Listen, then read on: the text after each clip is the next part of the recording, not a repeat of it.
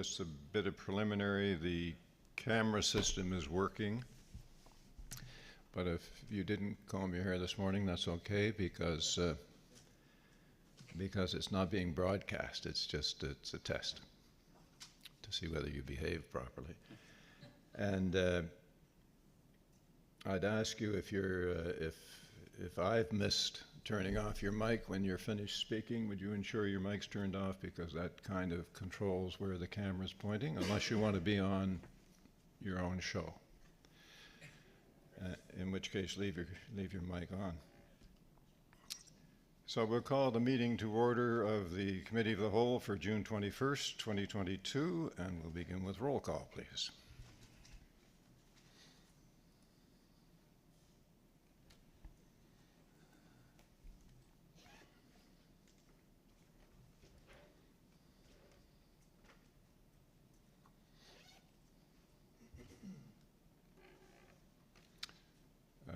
For the record, all councillors are present, with the exception of the Deputy Mayor, who has indicated that she'll be a little late this morning due to a previous appointment, and she'll be in around 10:30. So to that extent, it's not necessary to pass a motion excusing attendance for the Deputy Mayor. You've all received I'm sorry, Councillor Windsor, your light is on. I just want to clarify on the mic turn off, your Mayor. That's different from being in the queue waiting to speak, right? That's Yes. It's when it's turned green, When red. it's live, yes. Yeah. Okay. Thank you. Thank you. You've all received a copy of the agenda as circulated. Any errors or omissions in the agenda so far as council is concerned? Seeing Councillor Meisner. Yes, sorry, I don't have any additions, but I did want to highlight before we get started here that today is National Indigenous Peoples Day. And I know typically we don't do land announcements here, but I do want to note that we are on the ancestral land of the Mi'kmaq people. And just want to let the people out there know that today is an Indigenous Heritage Day, a great day to learn a little bit about our Indigenous people here in our communities. Thank you, Councillor. That's very appropriate to raise at this point. To the agenda again. If there are no errors or omissions, then I'm looking for a motion to approve as circulated. Councillor Allen, seconded by Councillor Granger. Any discussion on the motion? All those in favor or otherwise, please vote now.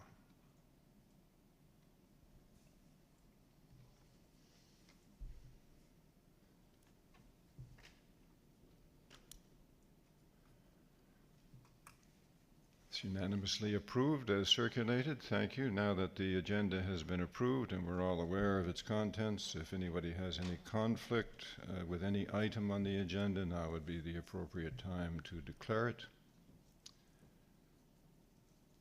No declarations of conflict. Then we'll approve to item 4. The minutes of May 17th, 2022 have been circulated. If there are no errors or omissions, a motion to approve, please. Moved by Councillor Hertel, seconded by Councillor Harding. Any discussion? All those in favor or otherwise of the approval of the minutes as circulated, please vote now.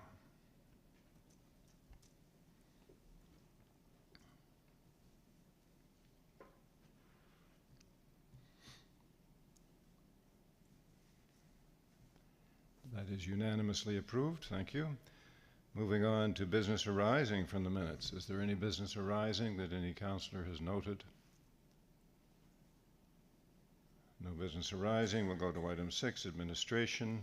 We're now going to look at the item which came before us as a result of a regular 8-year cycle. That is the examination of polling districts. So we're going to receive a presentation from the clerk, Ms. Postema, regarding study of polling districts for 2022 boundary review. When you're, oops, I'm sorry, I'll get your light there. When you're ready. Thank you, Mr. Mayor, and good morning, Council. So I will be presenting once more on the boundary review.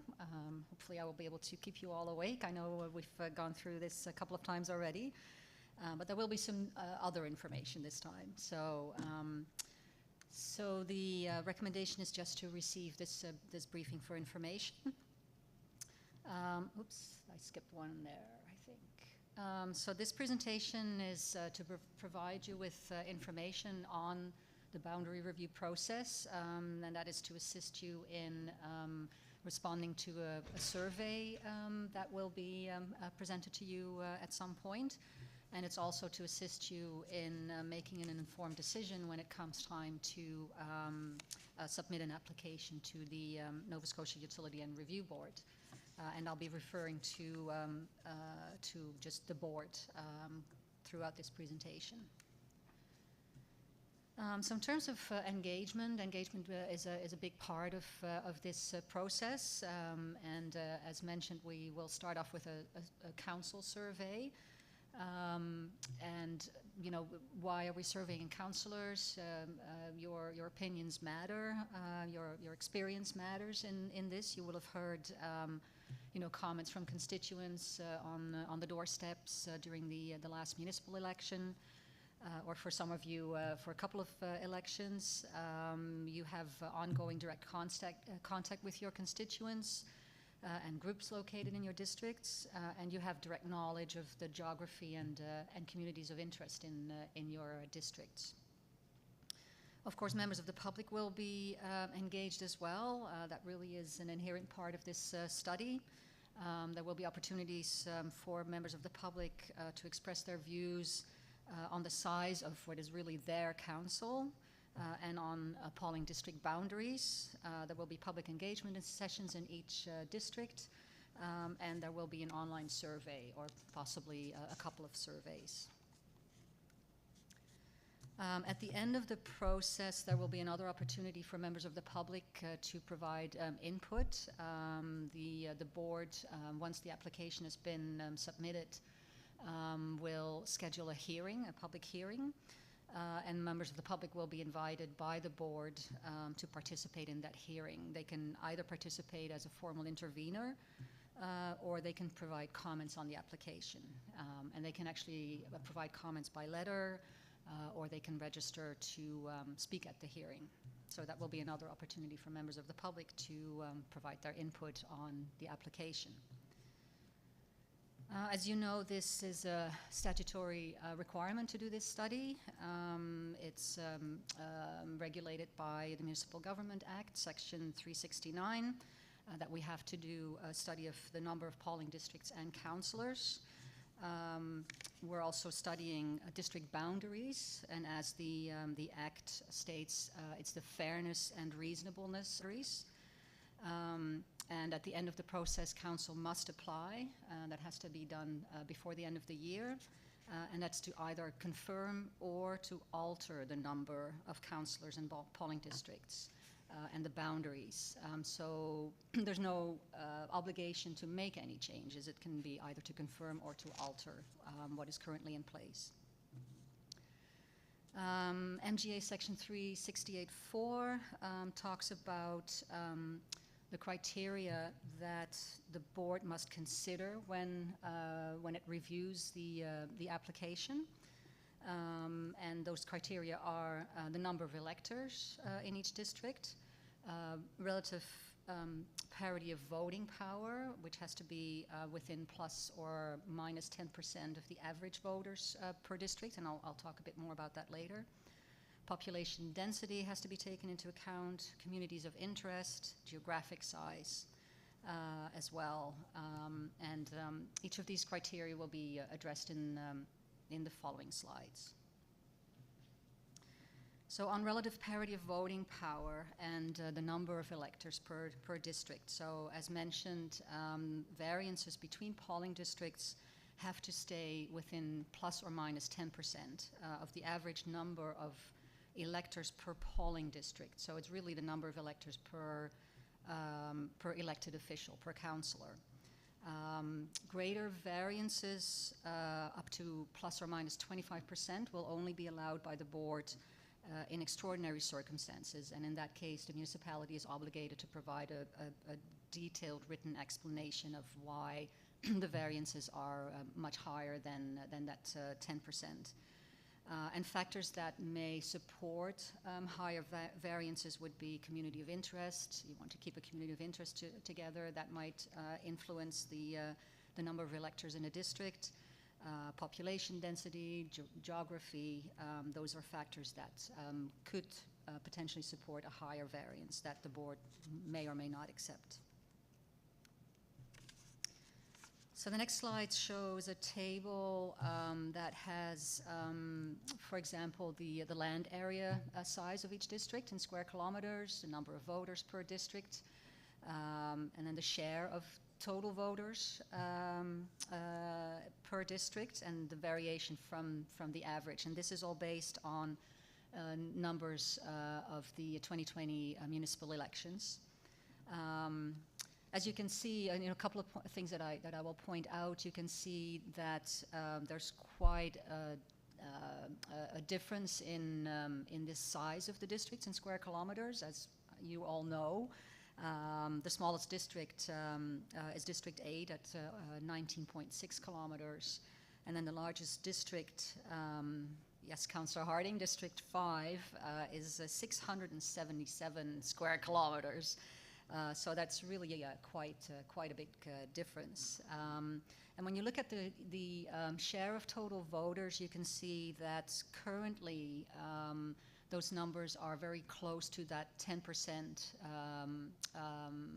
variance on the average. The highest number there is 12.2% for District 2. But we are very close to that plus or minus 10%. So in the last application, we were able to stay very close to that 10%. With respect to community of interest, the board finds that criteria that should be taken into account are these 10 items that the board lists. So history, recreational factors, tax rates, that is area rates, services like sewer and water, fire protection, traffic infrastructure, planning boundaries, language and ethnic origin, school districts, and then shopping patterns and business centers. And the board does point out that that's not a complete list. There can be other factors as well. In terms of population density and geographic size, geographic size may also be a factor in determining the number and boundaries of polling districts. As we've just seen, there's quite a variance in our municipality.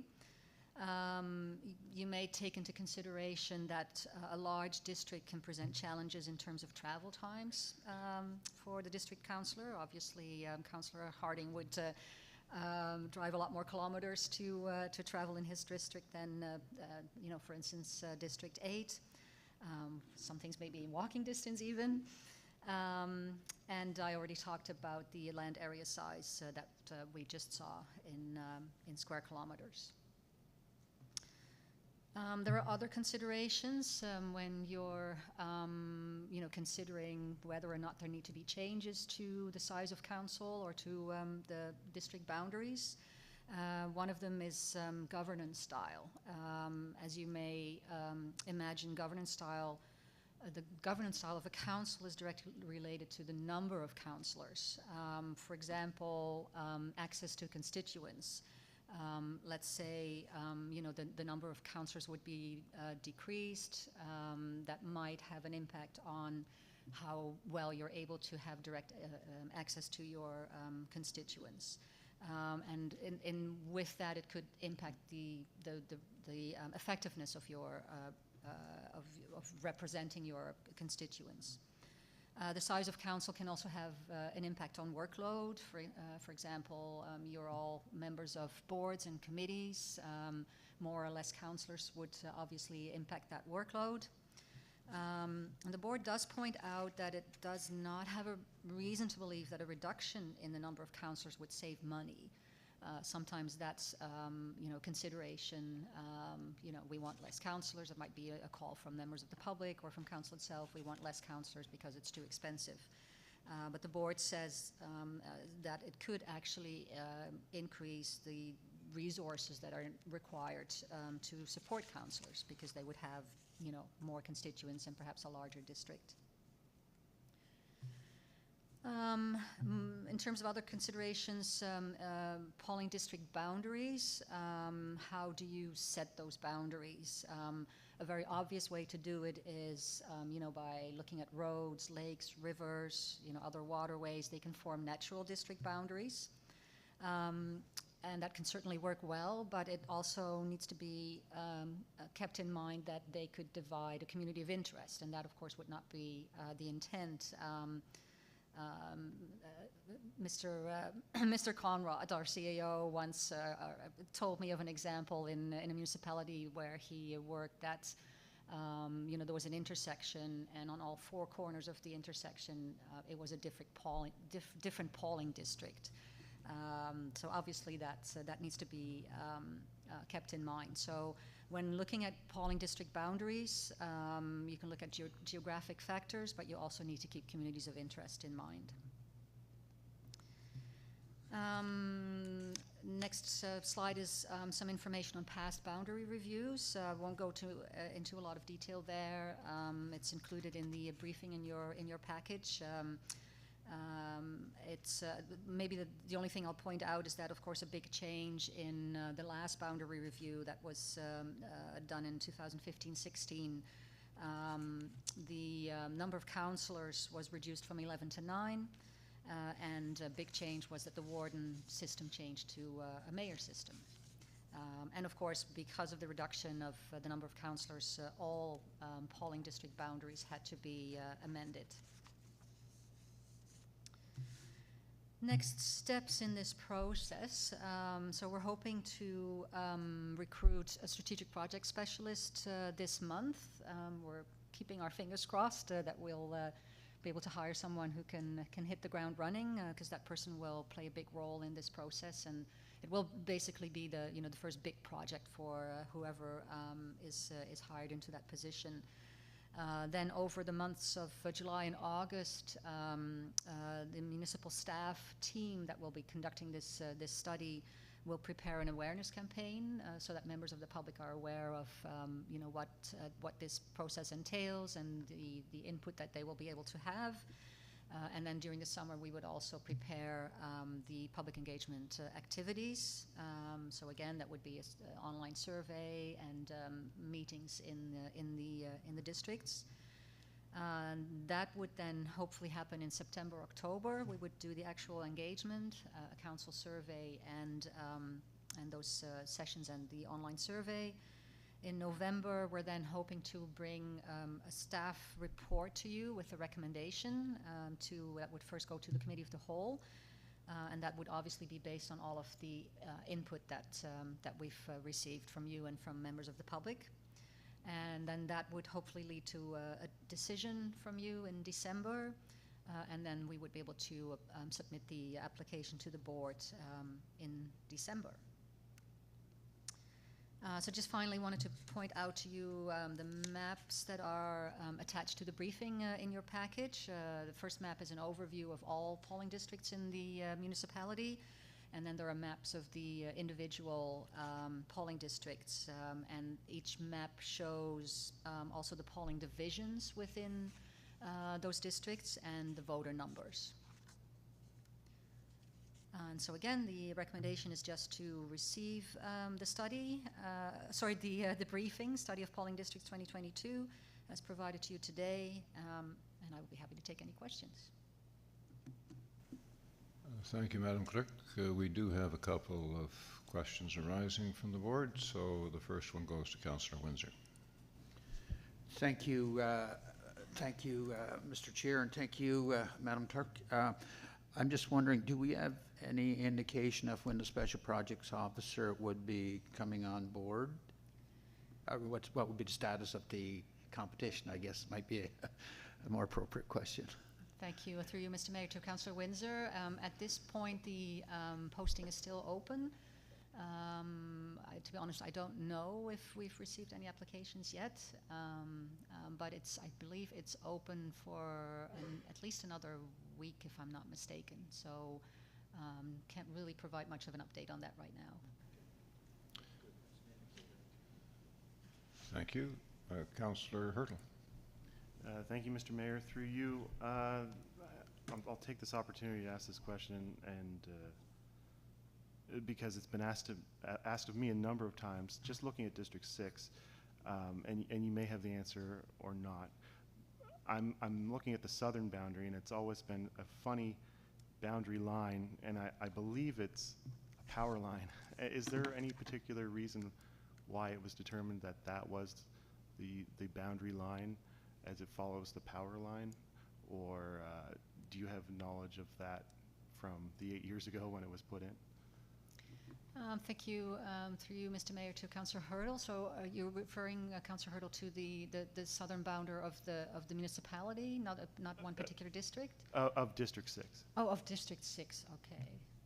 Let's pull up that.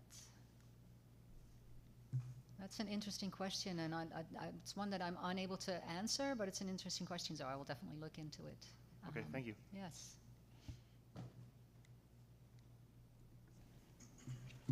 Thank you. Councillor Killam. Thank you, Mayor. Through you to Jani. I guess we pay for this study, correct? And the province mandates it, not the municipality, correct? Through you to Mr. Mayor, to Councillor Killam, that is correct. So we pay does for the expenses. province have the ability to overrule what we come up with at the municipal level?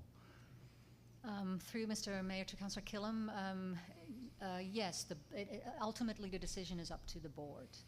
And in fact, the previous boundary review, they did overrule what council ended up submitting as an application. So yes, the decision ultimately is up to the board. Okay, thank you for now. Thanks. Thank you, councillors. Thank you, Madam Clerk, for your presentation. We're looking for a motion to receive the presentation. Moved by Councillor Hurtle, seconded by Councillor Granger. Is there any discussion on the motion? Seeing no discussion, all those in favor or otherwise, please vote now.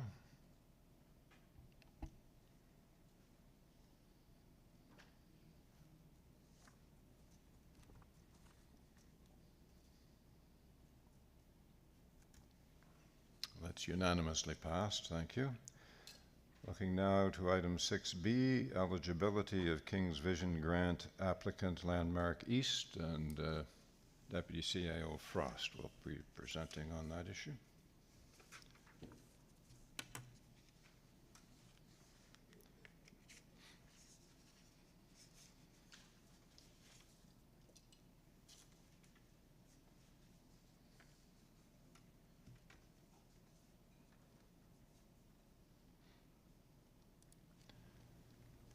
Mr. Frost, when you're ready. Thank you, Mr. Mayor. Good morning, councillors.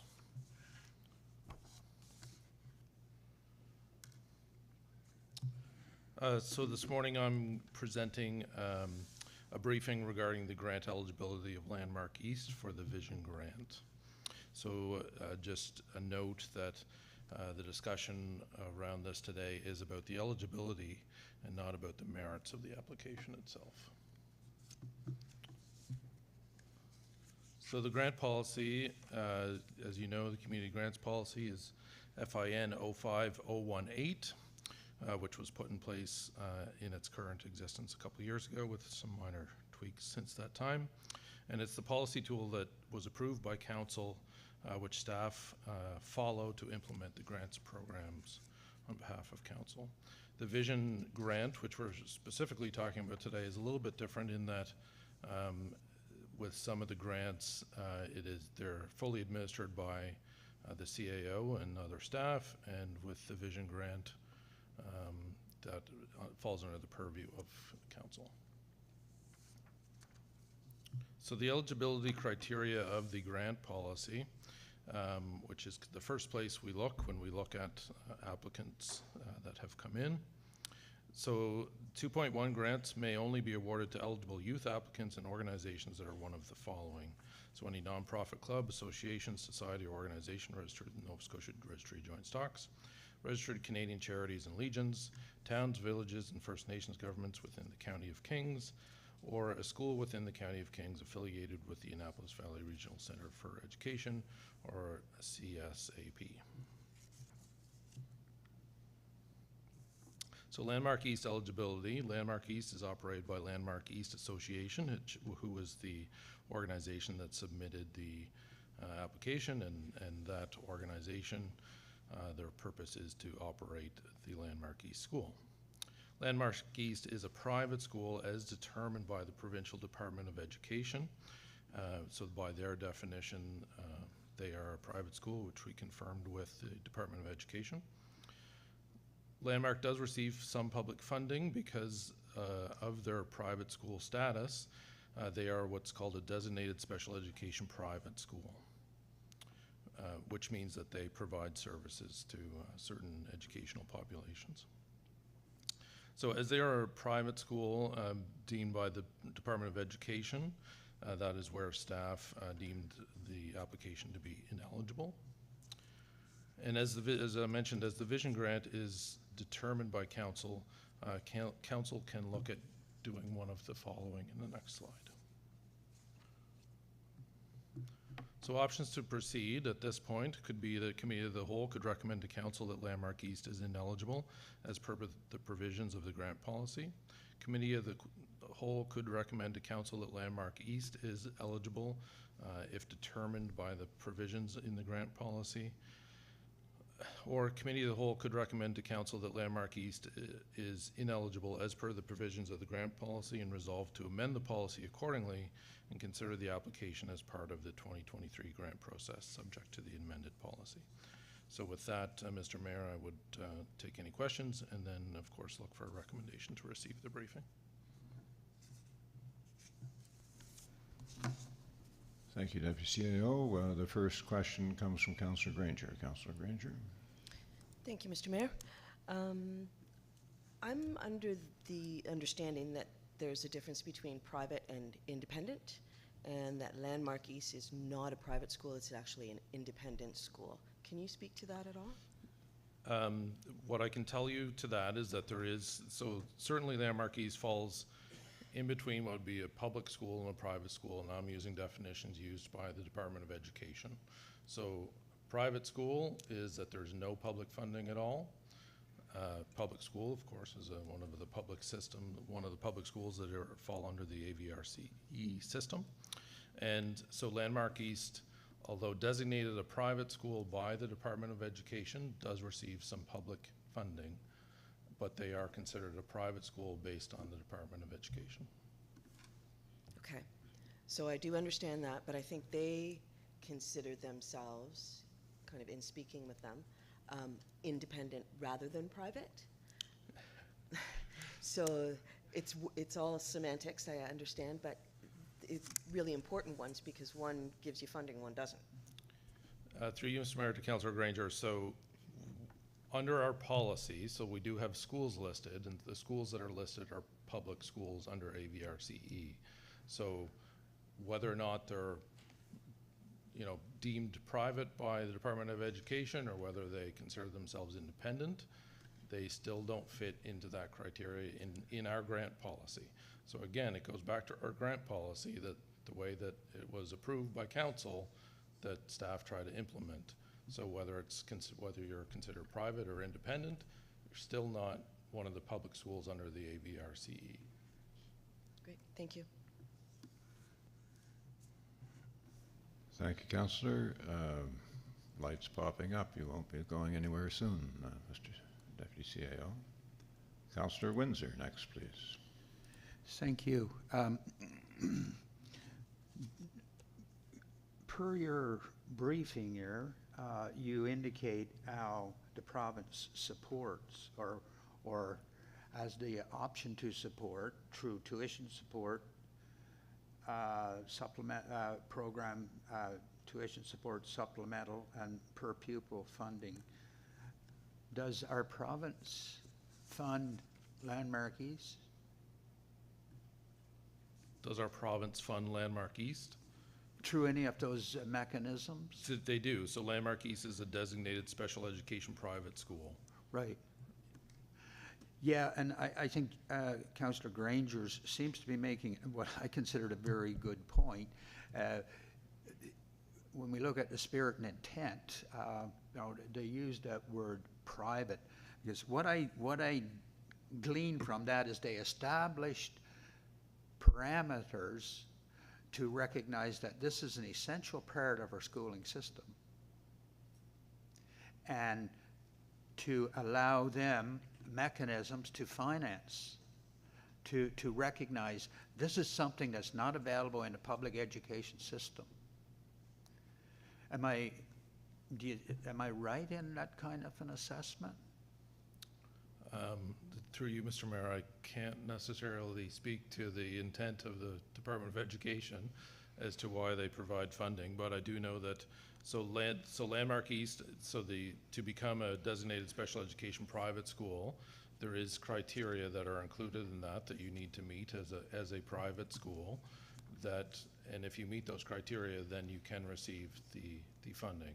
So there's 3 schools in the province that receive that funding.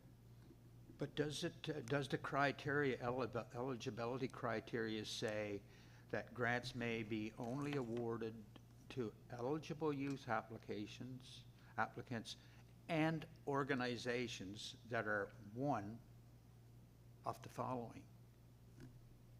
One of the following, and would not Landmark East, even if we let go of the semantics argument about a public school versus private, would they not meet at least 2 of those?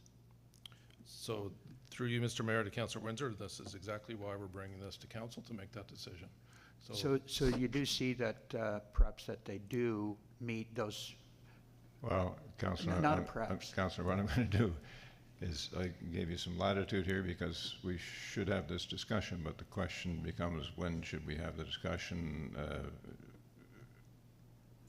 We're to ask questions of clarification on the presentation as opposed to argue the merits of the application at this point in time? Yeah, not the merits, but the eligibility. And I understand the challenge here in questions of clarification, because that's what I'm trying to clarify, is does one criteria work, or why are we focusing on the one on schools? So I'm trying to clarify why that focus on the one criteria where there's an issue of semantics versus those other criteria where the client meets the criteria. So I'm trying to understand why that, and why it's being used in an exclusionary fashion. That's the clarification I'm trying to seek here. How that fits into clarification versus debate, I will go with your ruling, Mr. Chair. Thank you, Councillor. So you're not far astray here. I'm just trying to not put the presenter in the awkward position of having to debate with a councillor. That's all. Councillor Meisner. No, I was just going to turn my light off. I don't really have questions of clarification, but I do have things that I would like to speak to this, but this isn't the right spot for that, so I will save that for once we make a recommendation. I'll speak to Okay, thank you. Thank you. Councillor Killam. Thank you, Mayor. Through you to Deputy CAO Frost. If we decide to go with the second or the third recommendation, on the third recommendation, does that mean that they would not be eligible for this year's grant, or is there a year grace here that would prevent them from getting a grant this year if we decide? Through you, Mr. Mayor, to Councillor Killam, that would be the recommendation, that if you went with the third option, because it does take time to change the policy. But basically what we would do is take their application and submit it for Vision Grant for next year.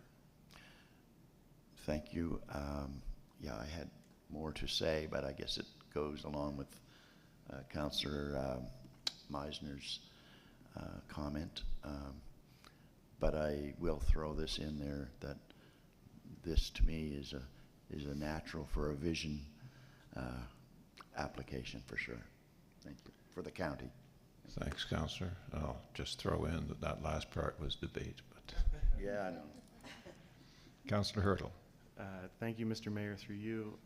Looking at the policy 2.1, going down, any nonprofit, club, association, society, or organization registered with the Nova Scotia Registry of Joint Stocks. Looking them up, they are registered as a society in the Registry of Joint Stocks. Has that not been looked at or seen for that particular point? Through you, Mr. Mayor, and again, this may be getting into a bit of debate, which I do not want to do, but we do have to look at what they are registered to do, and they're an association that provides a school. Thank you. Thank you. Any other questions of clarification before we deal with the issue? We're here today, and I don't mind having a debate on the issue, but we're here today to receive the presentation. And what's the recommendation?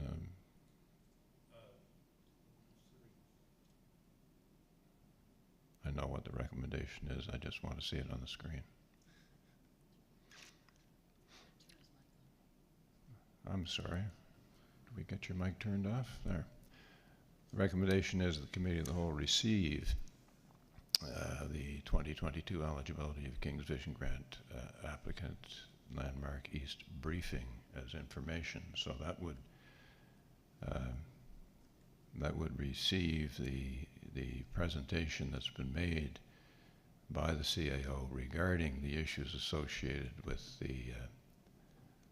the process of grants and the parameters and prescriptions of the particular policy that we have, in order that we receive this, in order that we can then debate the issue as an item at council. So unless, of course, the Committee of the Whole wished to get into a debate on the issue, and it's not on the agenda for today, but we might have time to do so, and to make a recommendation to Committee of the Whole. But whether you're ready to do that is another issue. So first of all, I'd like to deal with the motion, the recommendation that's on the screen at the present time, and that is to receive the application as information, and then we'll take it from there. Do I have a mover of the motion? Moved by Councillor Meisner, seconded by Councillor Killam. Any discussion on the motion, Councillor Windsor? Well, I'm okay to do this, but I would like to, I was under the impression that this was coming today for us to make a decision. We've had a presentation. I feel it's a good time to continue the debate, and if we so, and I think, you know, I think a motion would be in order if someone, and I would certainly feel that I would make a motion, and if we wanted to second and debate it, then I think that, I don't know what else I would think about today without the benefit of discussion when I go away from here. And I'm not sure what the benefit would be in deferring. So I personally, as a councillor, I feel that we're in a position where we could debate this today, and I would be prepared to make the second motion, or the second, move the second option. Thank you, Councillor, but at the moment we'll contain ourselves to debate on this particular motion as to whether or not we're going to receive the briefing as information. Any other comments on the motion? Seeing none, all those in favor or otherwise of the motion, please vote now.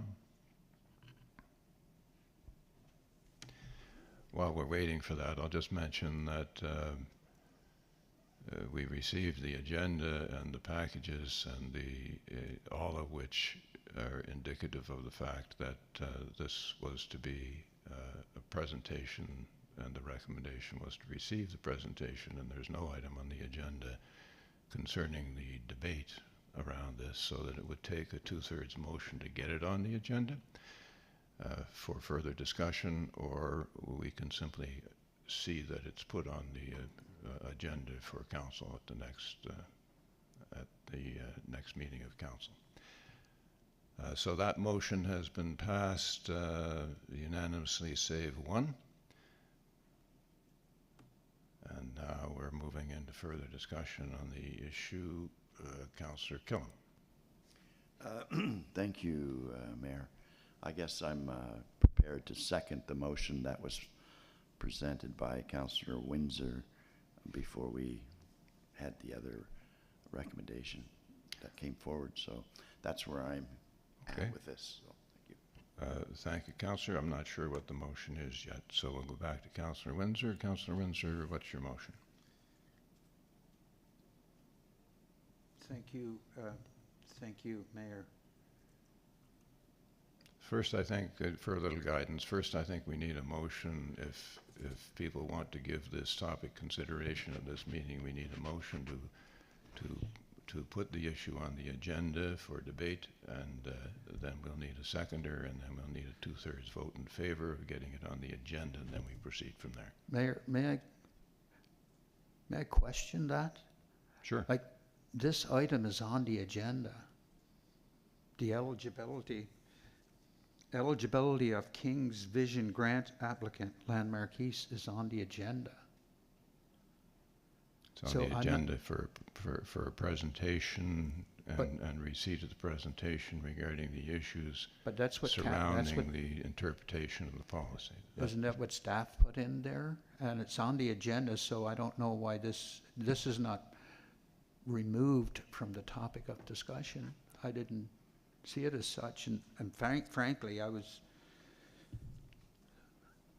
mean, yeah, You haven't persuaded me, Councillor, so if you'd like to make the motion to get it on the agenda, we should do that. so if I make the motion and it doesn't get on the agenda, Then it'll be on the agenda for the next council meeting.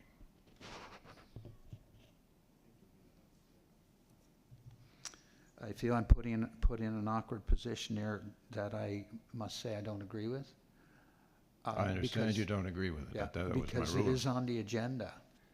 That was my ruling, Councillor. I understand, and I'm just saying I disagree with it. You can So I'm going you can to, appeal the ruling. yeah, so I'm going to, I guess, leave it. We have people in the audience who came out because it is on the agenda, and so I will, I guess, unless if someone else wants to make the motion, I just don't want it to fail for want of a 2/3 vote here. So You're I'll leave it saying to you- I see other lights, and so I'll leave it to other. I do find some solace in that we will discuss it at the next council meeting, but I just am concerned procedurally here. Thank you. Thank you. Councillor Meisner first. Hi.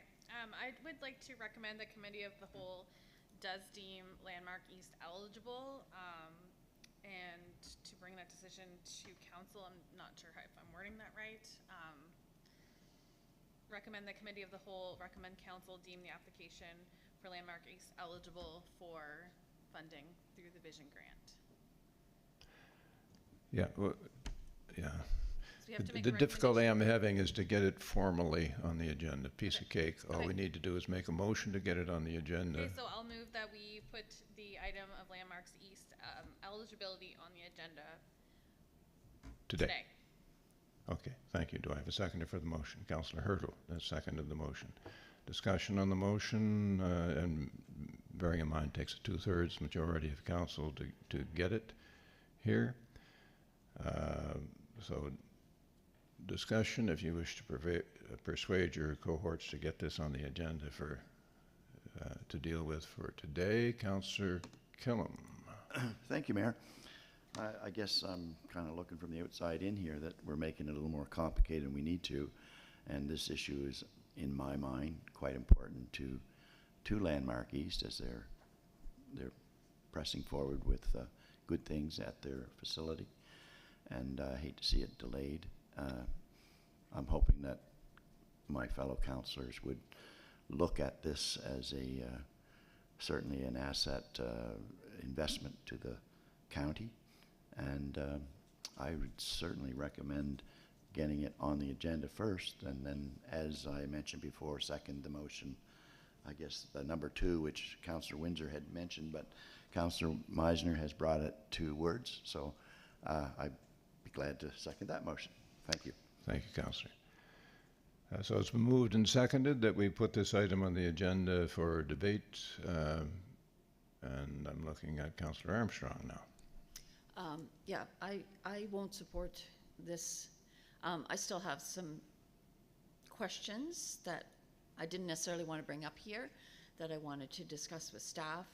I think that changing or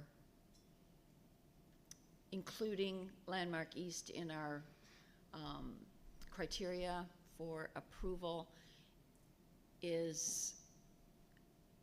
could be a slippery slope, and I want to make sure that it's not going to change. If we're going to change the policy, we should change the policy. I don't think that we should just unilaterally say, yes, they're eligible. If it requires a change in the policy, then that's what we should do. But I'm not prepared to, prepared to debate this yet. Thank you. Thank you, Councillor. Councillor Windsor.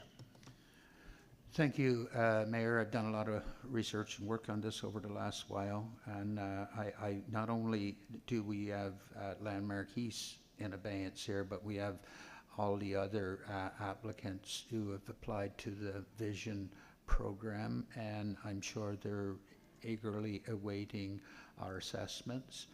So I believe it's important that we discuss this today and resolve the matter. Thank you, Councillor. Councillor Hurtle. Thank you, Mr. Mayor. I'm just looking at the procedure and order of this motion, and it seems logical as to why we're doing this. So that's why I support making sure that we get this on the agenda so that we can debate our options, so that we potentially can make a recommendation to council. So understanding the procedure, that it makes sense to me. That is why I will be supporting the motion to get this on the agenda. Thank you. Thank you, Councillor. Speaking for myself, I'm agnostic as to whether it comes to the table today. I just want to ensure that everyone has had an opportunity to fully explore the issue and give it the necessary attention it deserves. And whatever comes out of this meeting, if this does make the agenda today, whatever comes out of this meeting will be by way of recommendation to council. It will not be a final decision.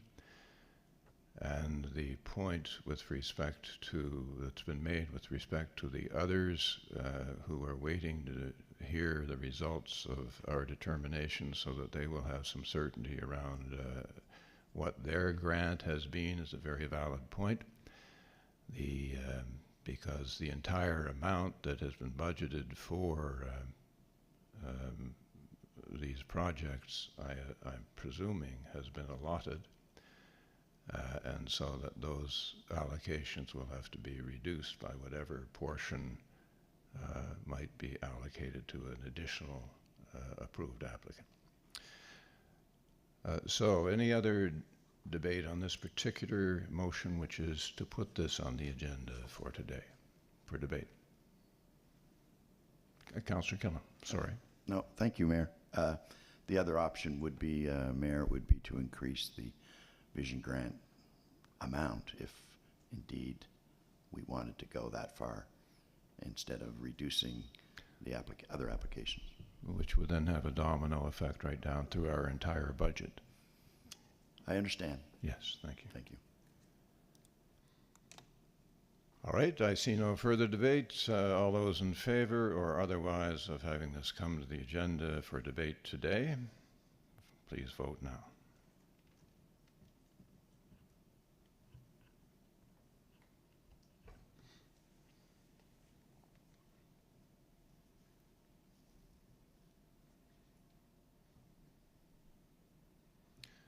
The vote passes with 2 negative votes. Thank you.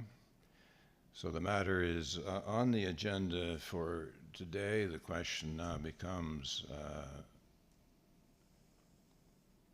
where we are going to consider it. And I think I will take the prerogative to suggest that it be right now. It's fresh in our minds in terms of the discussion that's been had, so debate around the issue becomes one of whether or not you consider it to be eligible as the policy presently stands, or whether you wish it, or whether indeed it is not eligible as the policy presently stands, or whether you consider that you wish to change the policy in order to make it come under the umbrella of those to whom we can give grants, or whether you do not wish to change the policy and you do not consider that it is currently eligible. So those are the questions we have to consider in the debate, and I'll go to Councillor Meisner first. Yes, I just want to say thank you to those who agreed to get it on the agenda. I know we do have audience people here with us today in the gallery who are eagerly awaiting the discussion around this. So I do have a motion kind of formatted here, and if I may. I would like to move. It's just, I'm sorry, the problem here is we're trying to work with these cameras, so I keep lights off so that only the camera's only pointing at you. But that's difficult. I don't know how we're going to get around all that, but we'll work it out. So I'm sorry, please go ahead. So I would like to move that Landmark East is eligible for the King's Vision Grant for the 2022 year with further amendments and discussions to the grant policy for future years. I so move. Could I get some clarification on the motion in terms of what So I would like to move. we could move that that we consider them to be eligible Yes. under the current wording, and I think we can probably stop the motion Okay. at that point, can't? Yes. Yes, okay, thank you. Do I have a seconder? Seconded by Councillor Hertel. Any discussion on the motion? Councillor Windsor. Thank you. I'm pleased to support this motion, and I'd like to just speak to that. I believe that they are eligible based on at least two of the criteria. I think the reference to the school system, I was struggling to find out why we were pursuing that so strenuously, because we support so many organizations where you could take a criteria and try and make it exclusionary. I think the first thing that comes to mind when we talk about a private business, and our general understanding is private is something that's run by private enterprise. And this is not a place where people are pursuing an higher education for their children. It fits in the spirit and intent of so much of our grant program, and in fact, in terms of this visionary grant, I just note what comes at the end in terms of meeting the goals, the objectives of our strategic plan. I think it's a great fit. It's about creating an environment where we have challenged children who can't function or function poorly in the public system, and this provides them an opportunity to grow and become all that they can be. So I really, and having toured the place, must be 5-6 years ago, it is hard to see that they don't fit the spirit and intent of what we're trying to do here.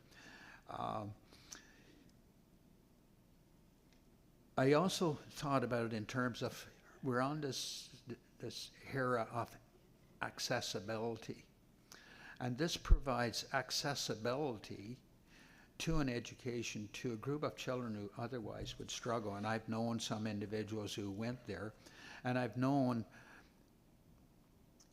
how they pay tuition, but I know there was a lot of pain and sacrifice in having to pay some tuition over and above, which my kids didn't have to pay, at least 2 of them.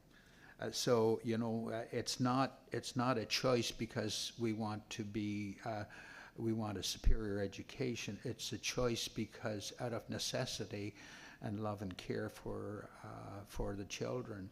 And I really respect the people who run and operate that. And if you're around the people who do that, you could feel the hurt for that segment of our community. And they're to be commended for all they put into it. So I'm pleased to support this today. Personally, I don't see any need for any amendment to the policy. Sorry, Councillor, I don't know how you got turned off, but there Yeah, you are. that's okay. I really do believe that they fit the eligibility of the policy as is written.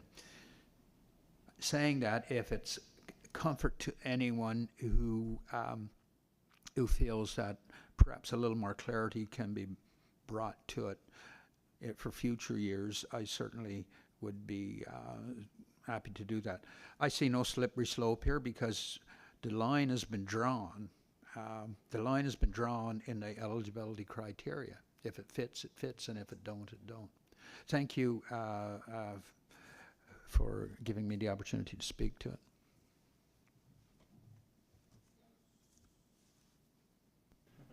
Thank you, Councillor. We do have a lineup. Councillor Meisner. Thank you. I agree very much with what Councillor Windsor has said. We're looking at children who typically would choose to attend a private school versus children who have limited choices. As we have made a commitment in several areas in our strategic plan, we've committed to accessibility, we've committed to diversity and equality, we've committed to being a place where all people belong. Are we leading by example and honoring our commitment? When not all children in our communities feel they belong, they do not feel safe, valued, or understood when they attend school. Landmark East offers a safe place to land, a place where children belong. Our world will be changed by those that think outside of the box. It is imperative that we give children equal opportunity for education, to build the confidence to become adults in places who will show up in places where decisions are made, very much like these council chambers. Maybe a different discussion, but Landmark East is not equally funded as per public education, and this disparity continues to marginalize different learners and devalue different views, different ways of doing.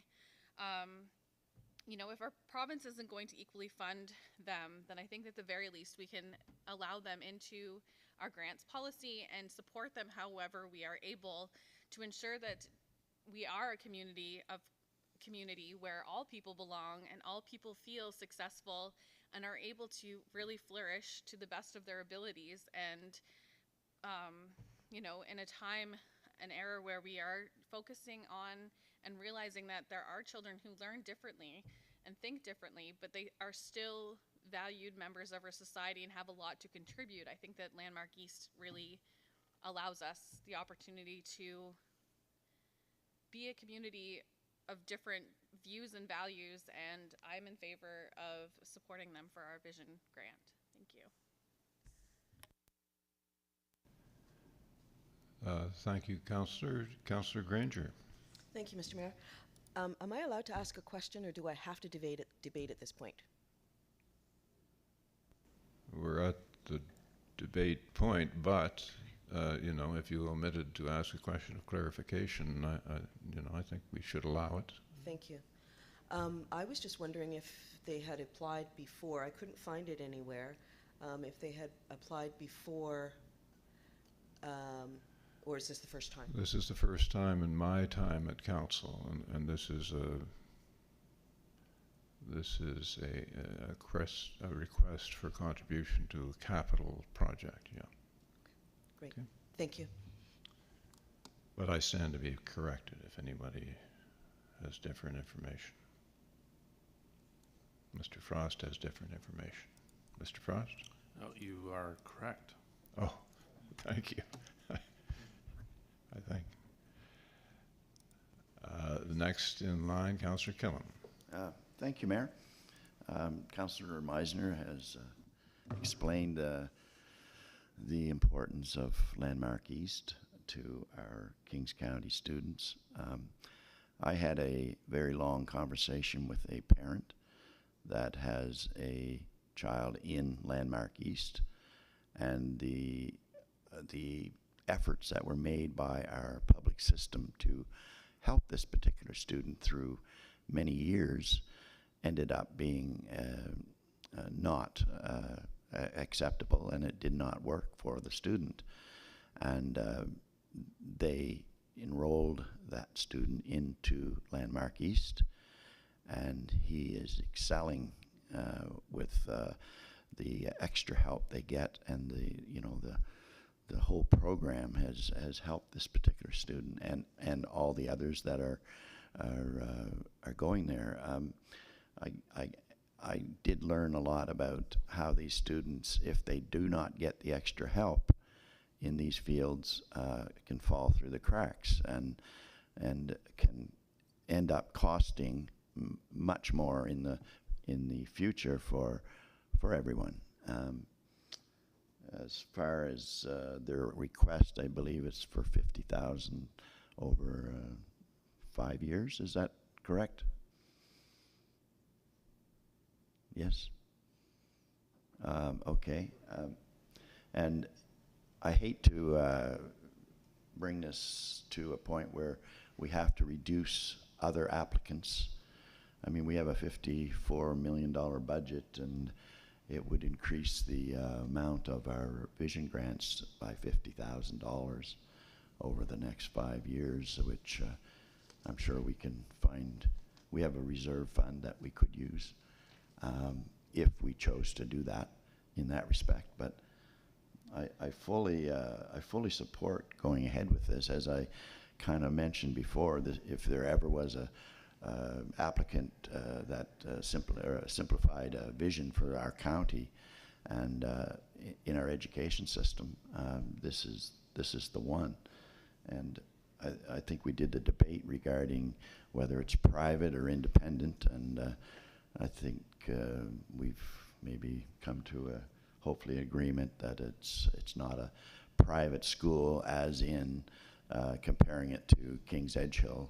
It's totally different, and it's an independent school, and it falls in line with our strategic plan, and I believe accessibility and basically building stronger communities through our young people, our future. So I guess I've got more I could say, but I'll leave it to somebody else. And I just want to let my fellow councillors and you, Mayor, fully support this, and I think it's a real boost to what we can do for our community. Thank you. Thank you, Councillor. Councillor Hurtle.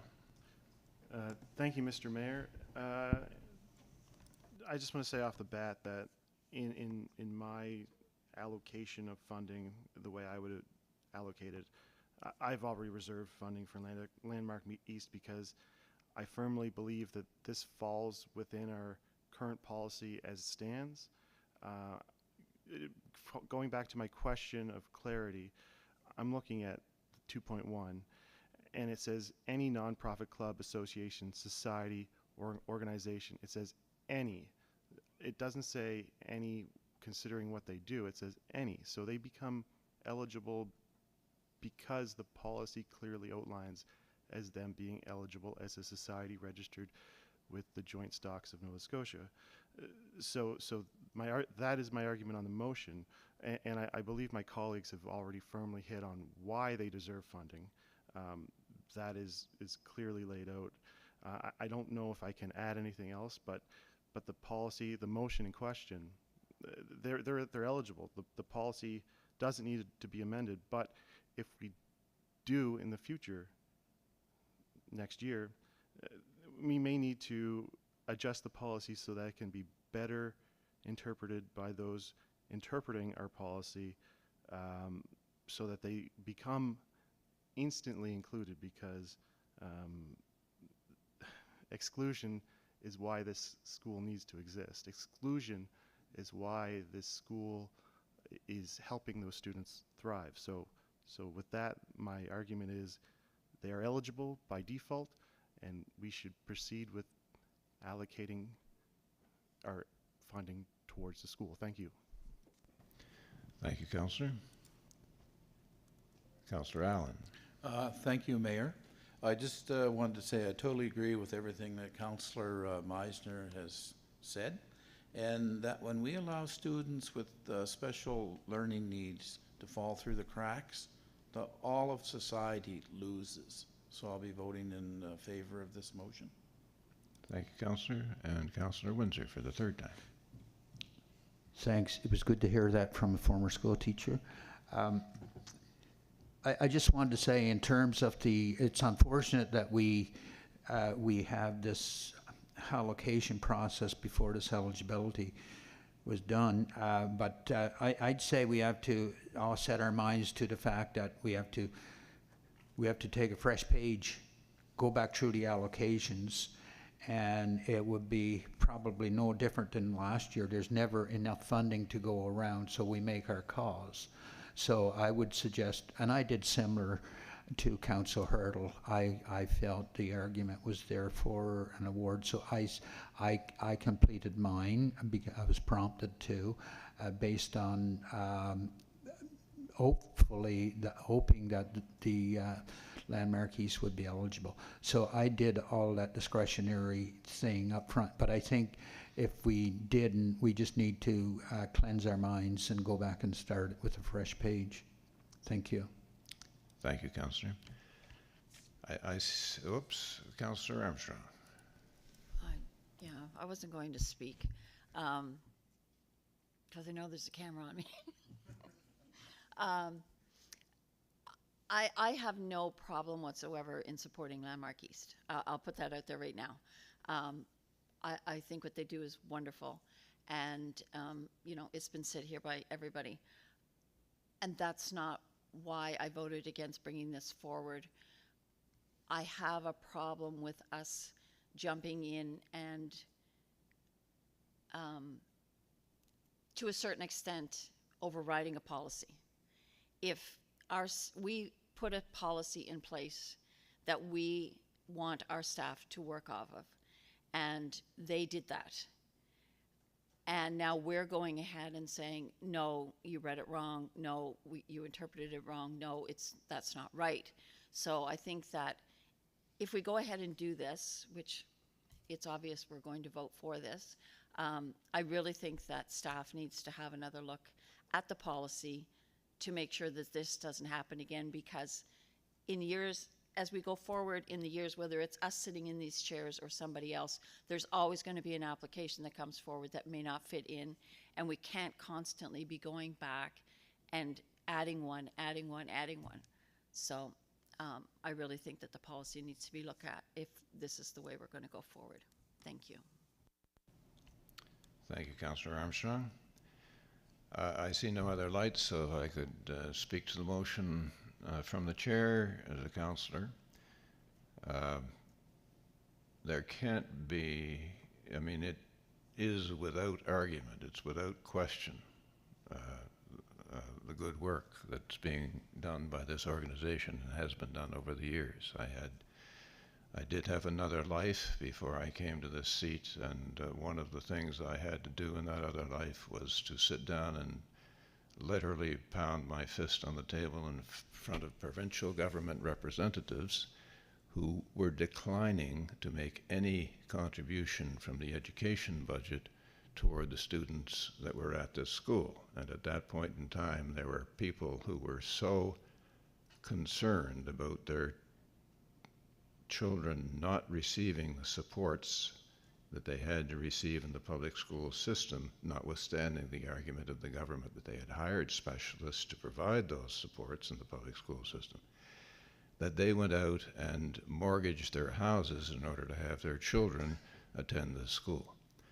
So the question of the good work that the school does and the essential aspect it plays in the education system for children with these particular needs can't be questioned.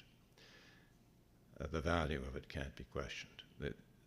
The issue that I have personally here is the same issue I had then, is this is a provincial education, is a provincial government responsibility, not the responsibility of the property taxpayers. Those, all of us have children in the school system.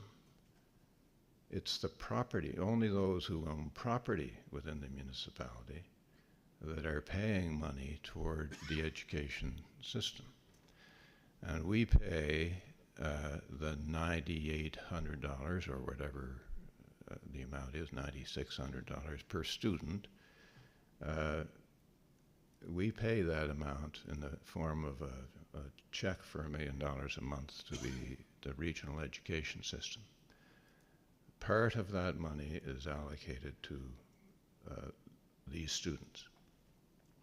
So to that extent, we do contribute. But that's one of those mandatory contributions that we have to make, that the provincial government, our father or mother or whomever they are, requires us to make. But beyond that, education is a provincial government responsibility, and I would be the first in line with my sledgehammer to give them a knock upside of the head if it came to that, in order to get them to provide more supports financially for institutions of this nature. It troubles me that it that they fall so far short that it dribbles down to the municipal level to provide the kind of supports that the provincial government should be providing from tax dollars, income tax dollars, not property tax dollars. Property taxpayers are overburdened as it is. That said, the other thing that I would say is that the policy does need work. The difficulty, I mean, either we just open the barn doors and leave them wide open so that there are no particular parameters. For example, if the test is you need to be registered with joint stocks, every business in the province is registered with joint stocks. Are we going to contribute to them? Non-profits, there are so many non-profits around that the argument still applies. Non-profit means there's good salaries being made within the organization, but so the bottom gets fed, but there's nothing spinning off to shareholders at the top. That's all non-profit means.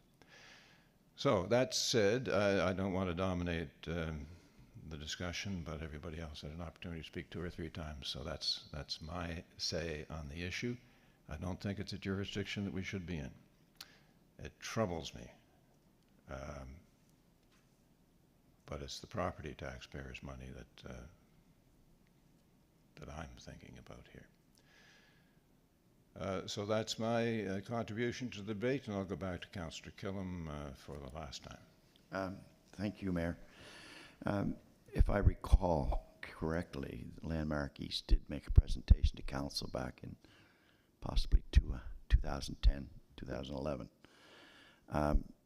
The same arguments were made at that point regarding the lack of provincial funding, and also is the town of Wolfville contributing? And Landmark East ended up empty as far as support from the county, and I don't believe they got support from the town of Wolfville at the time, if I remember correctly. So what I'm saying is this is a 12-year argument, and they're still in the emptiness of funding as far as any level of government to an extent. Now, this particular project that they're proposing. I think it's a $2 or $3 million project, regardless if the province or anywhere, if funding came in from anywhere else. That would be our contribution, and maybe Kings County likes to take the lead on vision and investing in our future. And to me, this would be a great project to take a lead, and possibly, Mr. Mayor, you could still bang the fists on the provincial door, and maybe it's a new government with different ideas may come aboard. But at least we're taking the lead, and we're not leaving the students of this facility kind of out there. So I just wanted to add that. Thank you. Thank you, Councillor. Excuse the delay in my responding to everyone because of these lights, but we'll get that sorted out, as I said. So there's no further debate. The motion, as it appears, and I'll look to the mover and seconder to assure that it's been captured on the screen, is that the Committee of the Whole recommend to Council that Landmark East be eligible for the King's Vision Grant for the 2022 year, per the wording of the Community Grants Policy. Is that satisfactory? Mover and seconder? Yep. Any further discussion? Seeing none, all those in favor or otherwise of the motion, please vote now.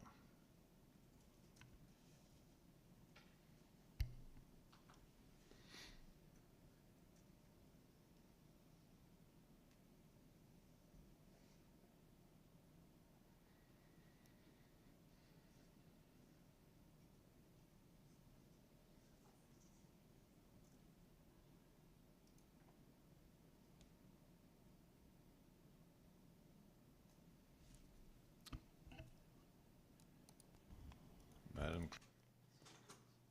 Thank you, Mr. Mayor. Apologies, but we made an error here in the voting system, so we'll have to take this vote again. It was set to 10 minutes instead of 10 seconds, so we will redo this vote. Or we could just wait 10 minutes and take a break.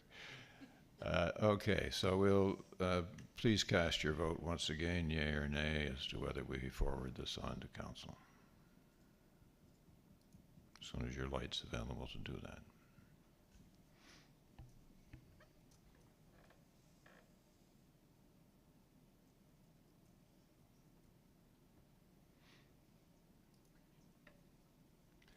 The motion passes almost unanimously. Thank you. Mr. Frost. Thank you, Mr. Mayor. I just wanted to let councillors know that Amy will send out the form again, and if you can get that reallocated as quickly as possible, then we can hope to have the recommendation back to council for the July meeting. Thank you. Councillor Meisner?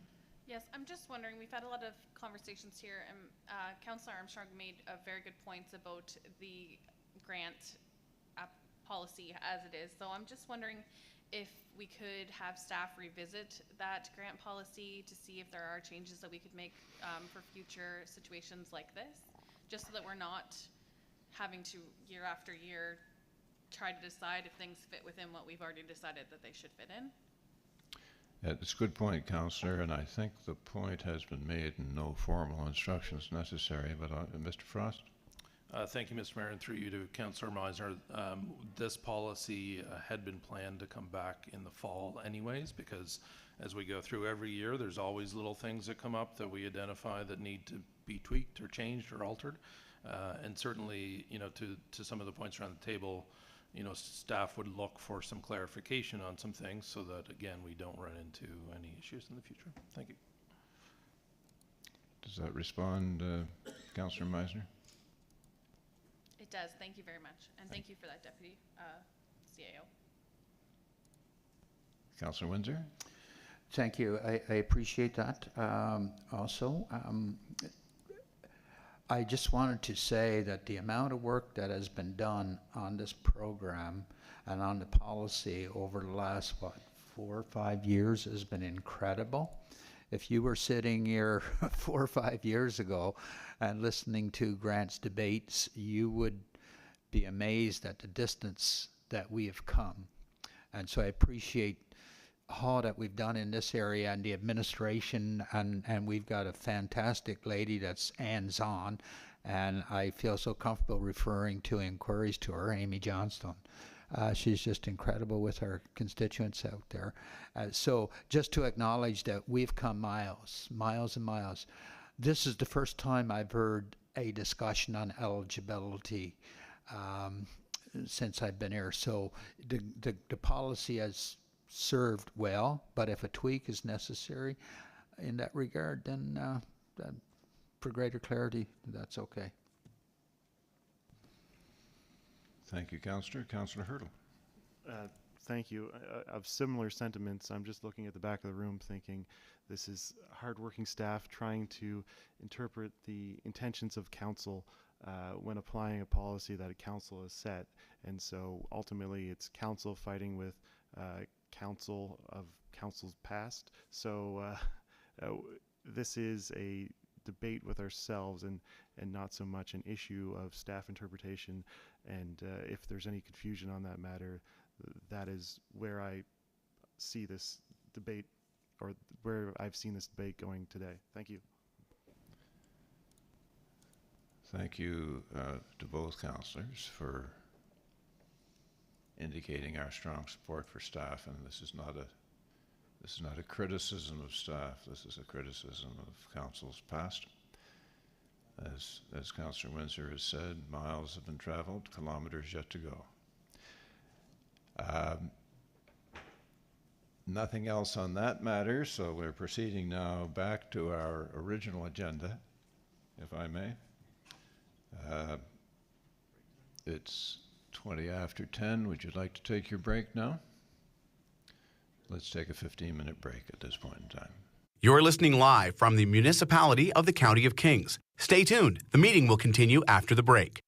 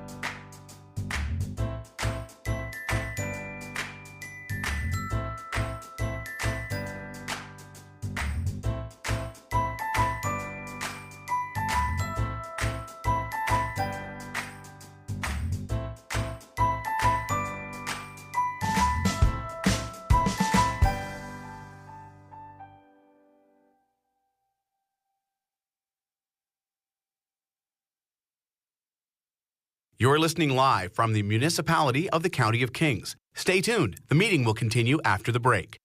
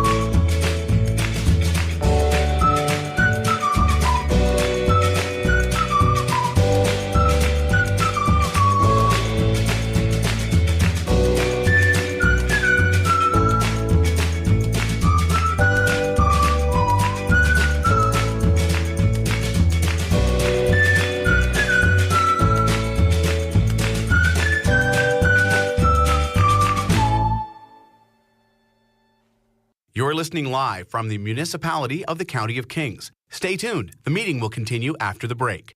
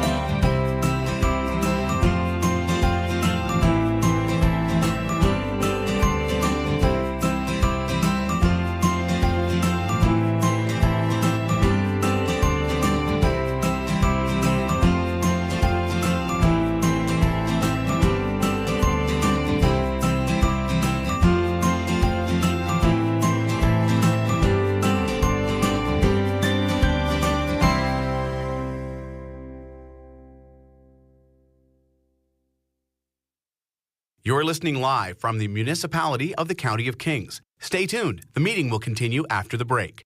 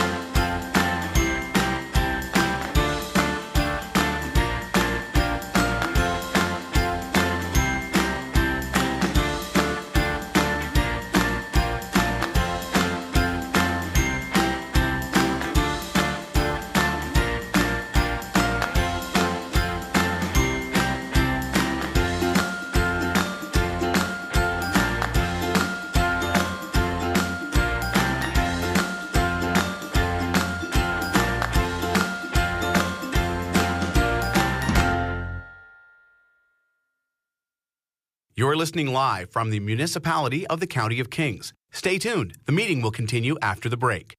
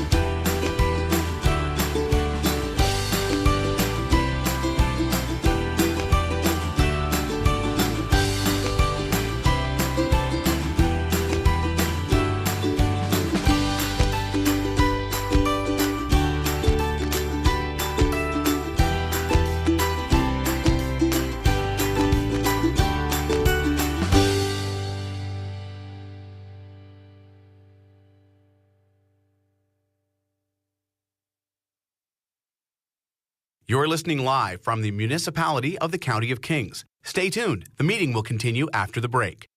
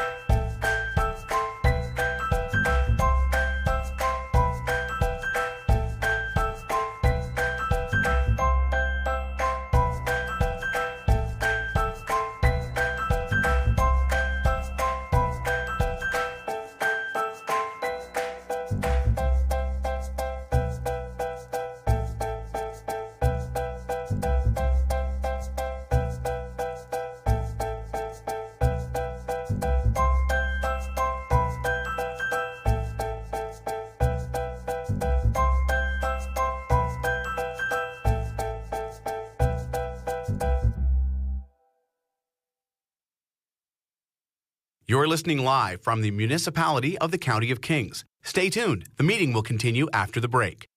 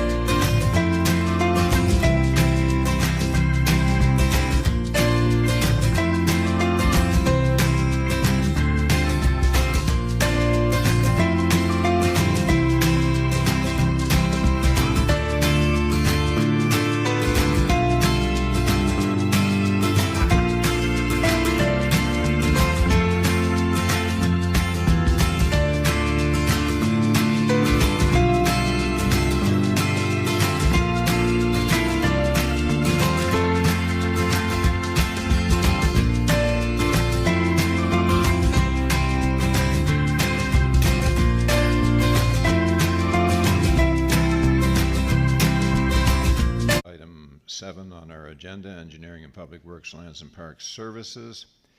And 7A is with regard to proposed amendments to Bylaw 45, street lighting, and Mr. Quinn will be presenting on that. Mr. Quinn, when you're ready, sir. Thank you, Mayor, through you to council. So the intent for the first of my 3 presentations is for, as Committee of the Whole to consider recommending to council revisions to Bylaw 45, street lighting. So the authority for this particular bylaw comes from a specific act of the Nova Scotia Legislature and Bylaw 45 itself.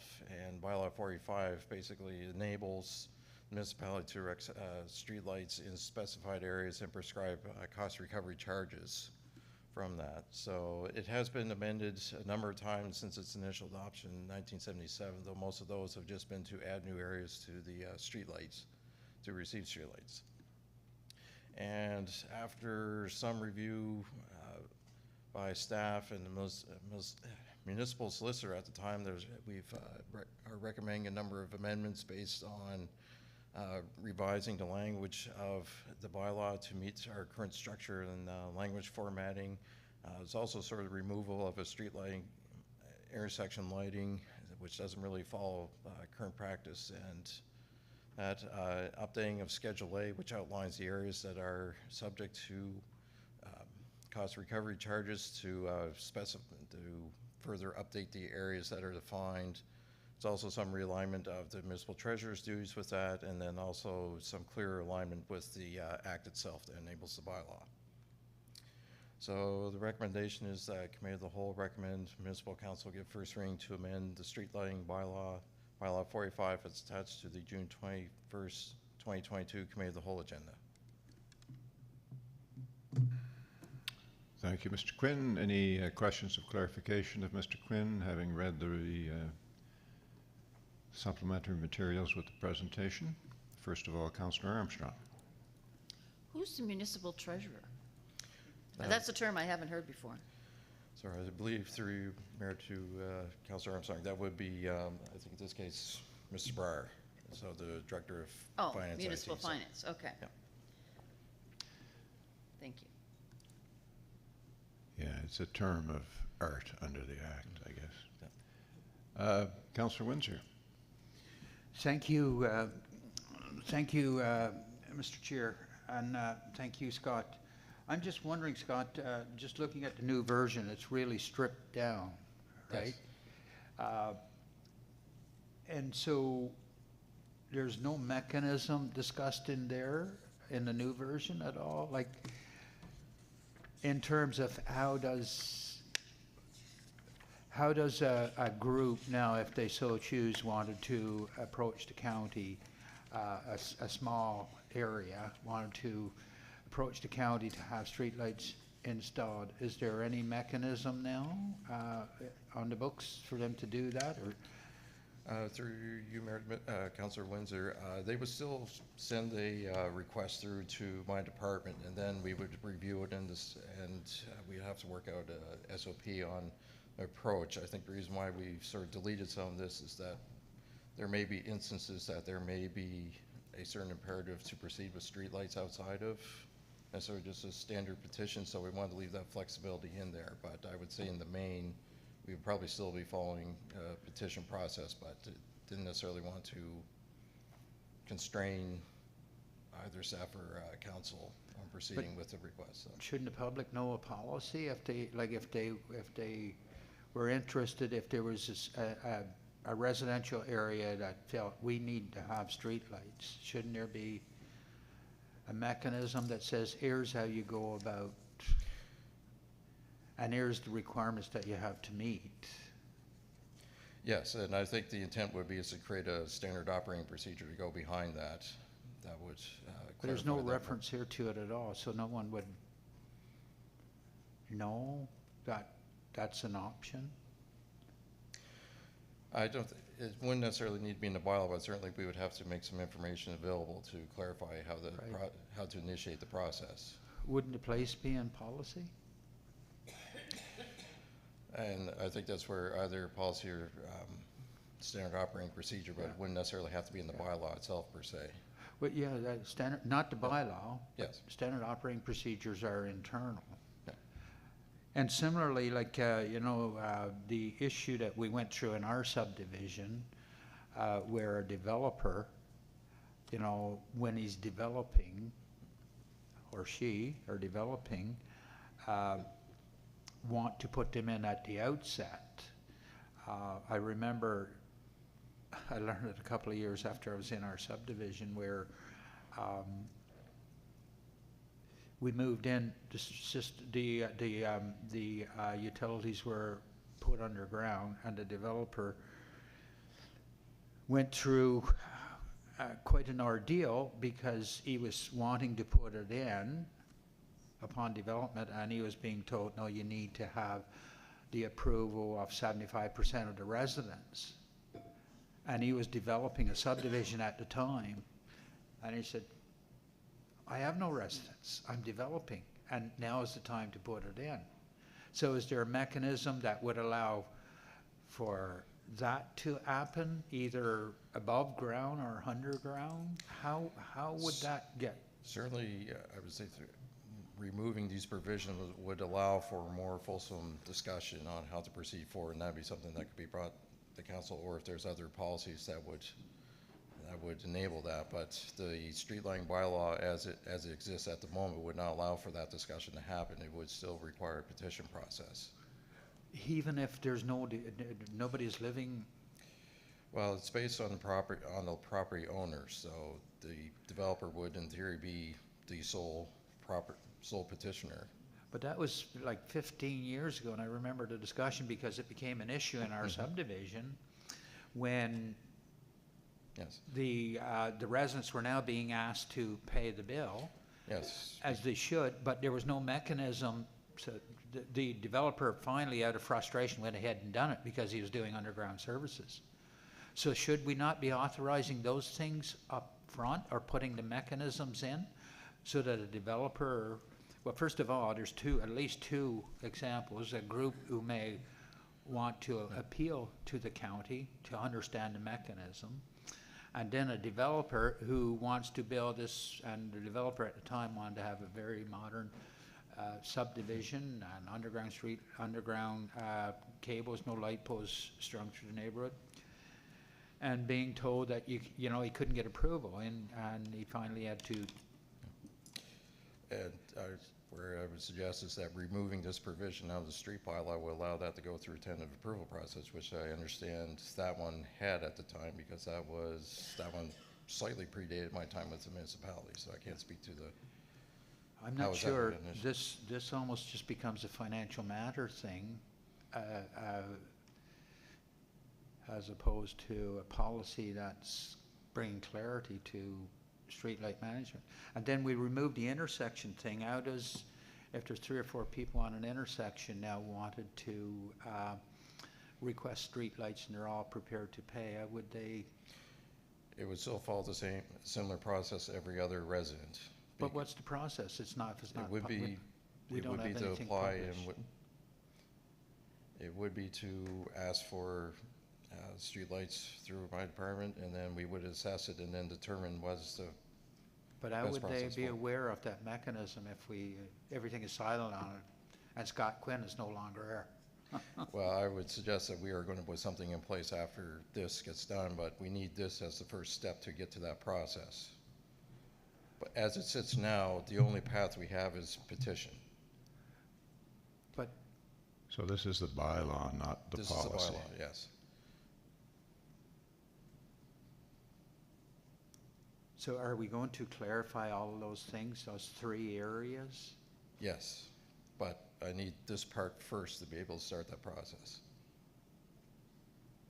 It seems to me to be incomplete. Okay. Thank you. Thank you. Councillor Hertel. Thank you, Mr. Mayor, through you. Actually, my first 2 questions, Councillor Armstrong addressed in her first point, and Councillor Windsor in his first point, but with a number of petitions in the works for District 6, does this have any substantial impact on those awaiting petitions that are forthcoming? through you to Councilor Hurl, not particularly ardent, it sort of somewhat streamlines our process a little bit, but we would still be able to proceed with the petitions, but this will streamline that process slightly. And just listening through your engagement with Councillor Windsor, there's some forthcoming engagement that's going to be added on to this process coming in the future. Is that correct?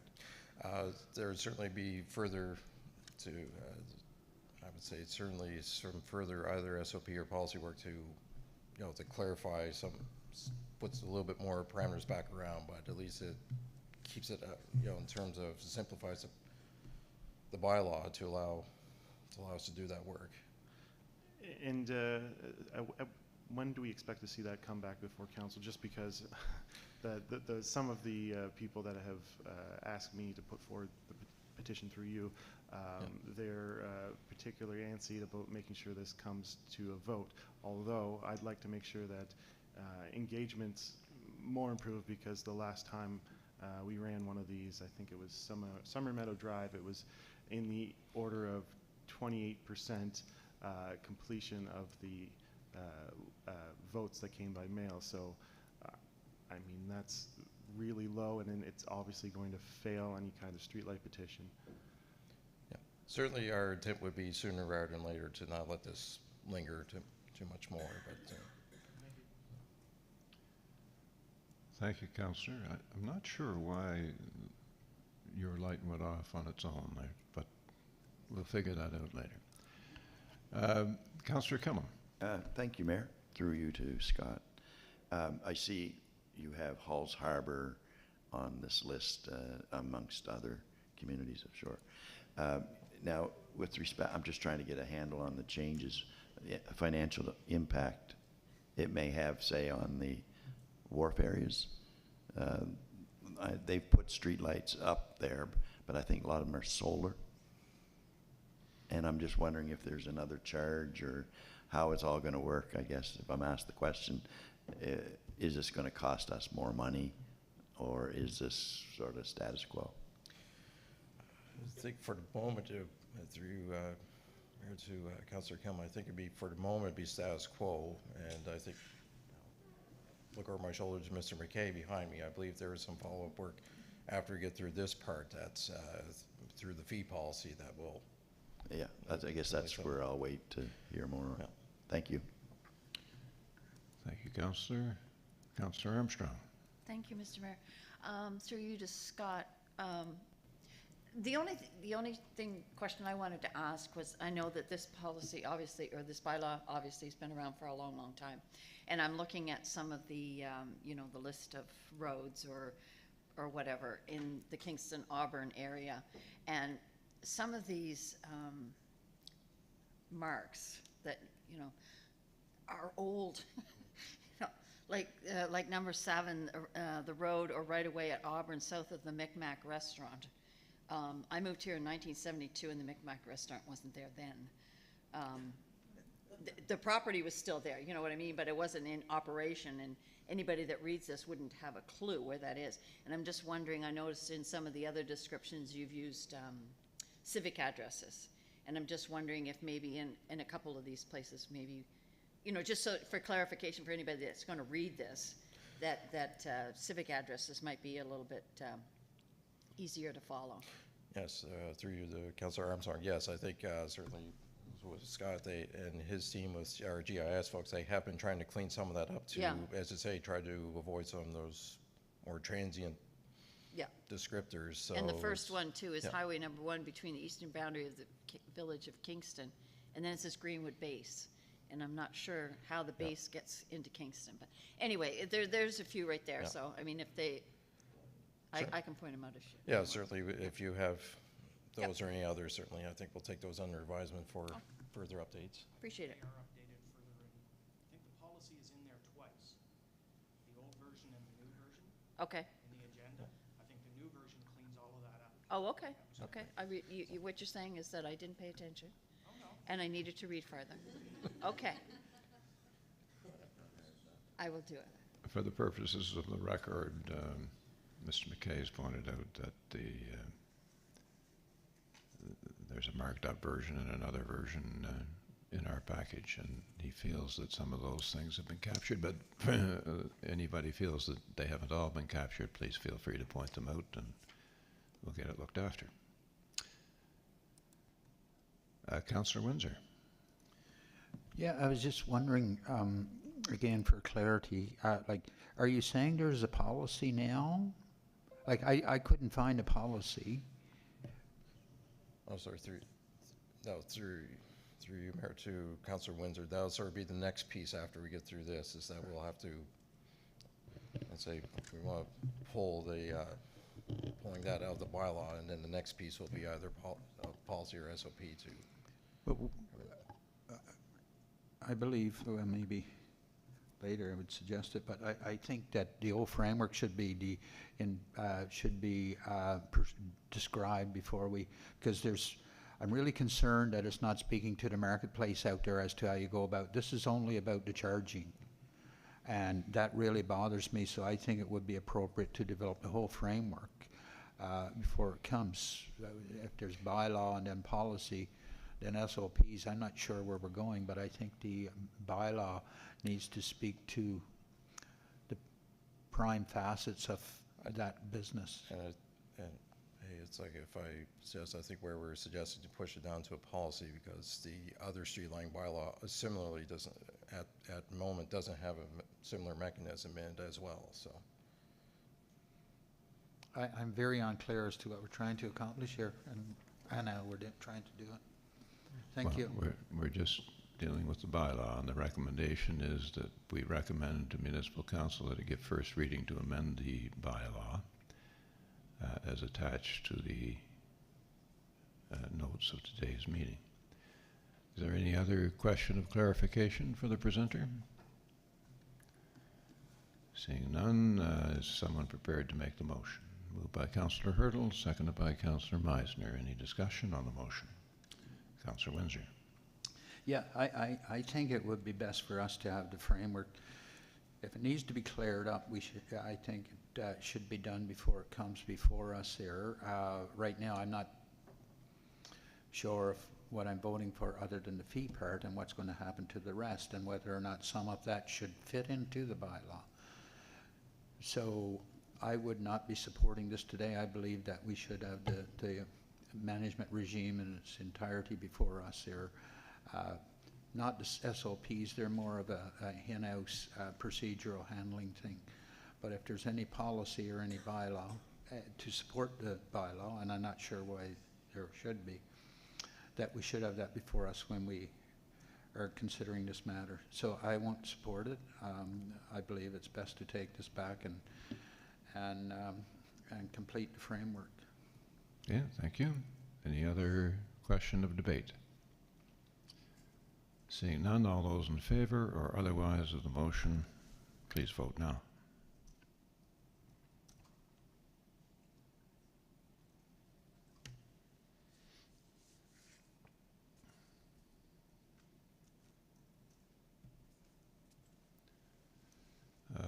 The motion is passed. Councillor Killam, did you intend to vote on that motion? I'd like to, but I'm not sure what I'm voting on yet. So all right, thank you. I'll just leave it as it is. All right. So the motion is passed. Proceeding then, Mr. Quinn, to your second item, B, draft climate change adaptation plan. Thank you. So the next one is to table for the committee's review and for consideration is the draft climate change adaptation plan. So we're presenting this for the committee's review and for feedback on the plan. So development with this began back in September of 2019 with the creation of the term climate change coordinator position, and this position was partially funded through FCM's Green Municipal Fund. And the creation of this adaptation plan was one of the key outcomes under the funding agreement for that. So the draft plan is intended to outlines the likely outcomes of climate change on municipal infrastructure and operations. So through the development of that plan, there's identified 7 key areas of considerations with that. So coastal vulnerability, asset management, extreme weather events, agricultural and food security, the local economy, health impacts, and communications with that. And there's a variety of advocacy and actionable items within those. So the mission and objectives that were created coming out of the consultation process with that is to ensure municipal assets and infrastructure are able to withstand the effects of climate change, to develop our decision-making framework to prioritize adaptation projects, ensure that our EMO plans are accounting for climate change impacts, and to ensure community social well-being and economic opportunities are accounted for in planning scenarios. Also, as well, to build partnerships with new and existing government departments and community organizations, and to guide the municipality and its partners in balancing economic and community development aimed at reducing climate change impacts on a regional scale. So the draft plan includes a number of suggestions for adaptation actions. A lot of these have been derived from data collected during the consultation process, stakeholder engagement, and a risk assessment that was performed at the time. So actions are to be prioritized based on the feedback received on this draft plan. And we just want to also acknowledge that there is a certain amount of overlap with the regional GHG inventory reduction opportunities report that was presented back in January. So some of the actions that are listed in the adaptation plan will help further the goals to either reduce greenhouse gas emissions, and some will help increase GHG absorption by, say, for example, more adoption of natural systems and that. So the recommendation is that Committee of the Whole receive the draft climate change adaptation plan included in the June 21st, 2022 Committee of the Whole agenda as information. Thank you, Mr. Quinn. Any questions of the presenter on this particular item? Seeing none, is someone prepared to move the recommendation? Moved by Councillor Hurtle, seconded by Councillor Armstrong. Is there discussion on the motion? Councillor Windsor. So, just looking to this, Scott, what's the expectation now when we approve this, and will this spawn a bunch of initiatives, or how will this factor into what we do and how we do them? Yes, through you, Mayor, to Councillor Windsor, yes, I think once this would form an implementation plan that we'll prioritize. Some of these are sort of somewhat in the works already, but these would also further certain other initiatives and just lend further reinforcement of, I would say, a lot of the strategic plan initiatives, but there would certainly be certain tasks that would become action items. And have we hired the environmental officer that we, the position yet that we have that approved in our budget? Not that I'm immediately aware of it. It has been posted, though. It has been posted? Yes. Okay.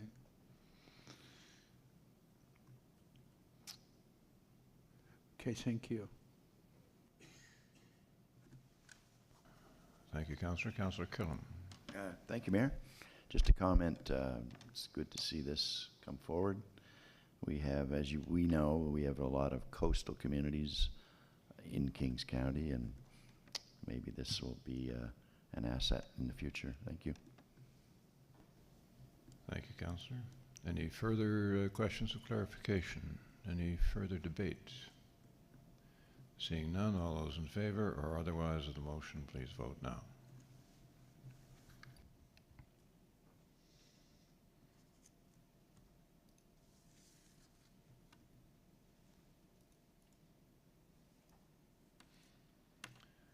And that motion is unanimously passed. Thank you. And that moves us on to your third item, Mr. Quinn. Crosswalk upgrades, intersection of Nichols Avenue and Scott Drive. Here one last time to committee. It's so this is regarding sort of a counselor item that came through regarding the consideration for upgrades of the crosswalk at the intersection of Nichols Avenue and Scott Drive in North Kentville. So we have done some coordination with Nova Scotia Department of Public Works. Staff has visited the intersection, and we do concur that certainly suggested improvements for traffic calming and additional signage would be acceptable at this location. We have contacted the Traffic Authority, who oversees the policy regarding traffic or crosswalks on provincial roads. They have indicated that this location does not meet the criteria for any further signage than what's already posted there. And they've indicated that although they are still working on a traffic calming policy, they've indicated that that is being limited to just subdivision style roads. So and it would not necessarily be applicable here because under their road listing, this is considered part of Highway 341.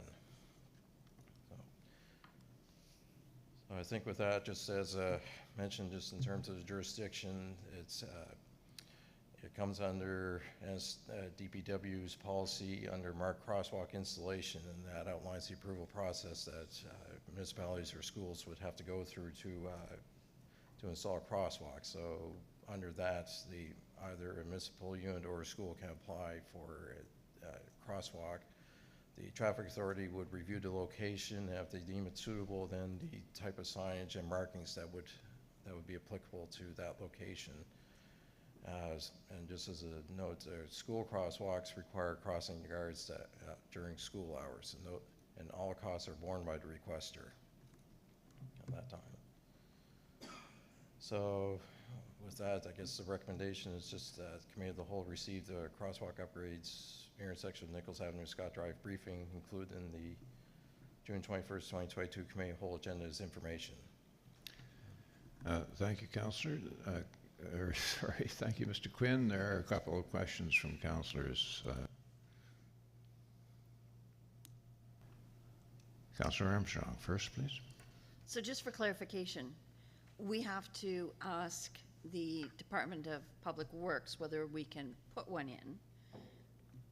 And if they say we can, we have to pay for it. Correct. So all they're doing is basically, putting their hand over us and giving us permission. And after that, it's up to us to install it, presumably to their specifications. Correct. Yeah. And pay for it. So we can't just go ahead and do it without their say-so. Technically, no, because this would apply to any provincially owned road. So by this policy, and I think by statute, we'd have to go through the applicable traffic authority to. I saw something there about crossing guards.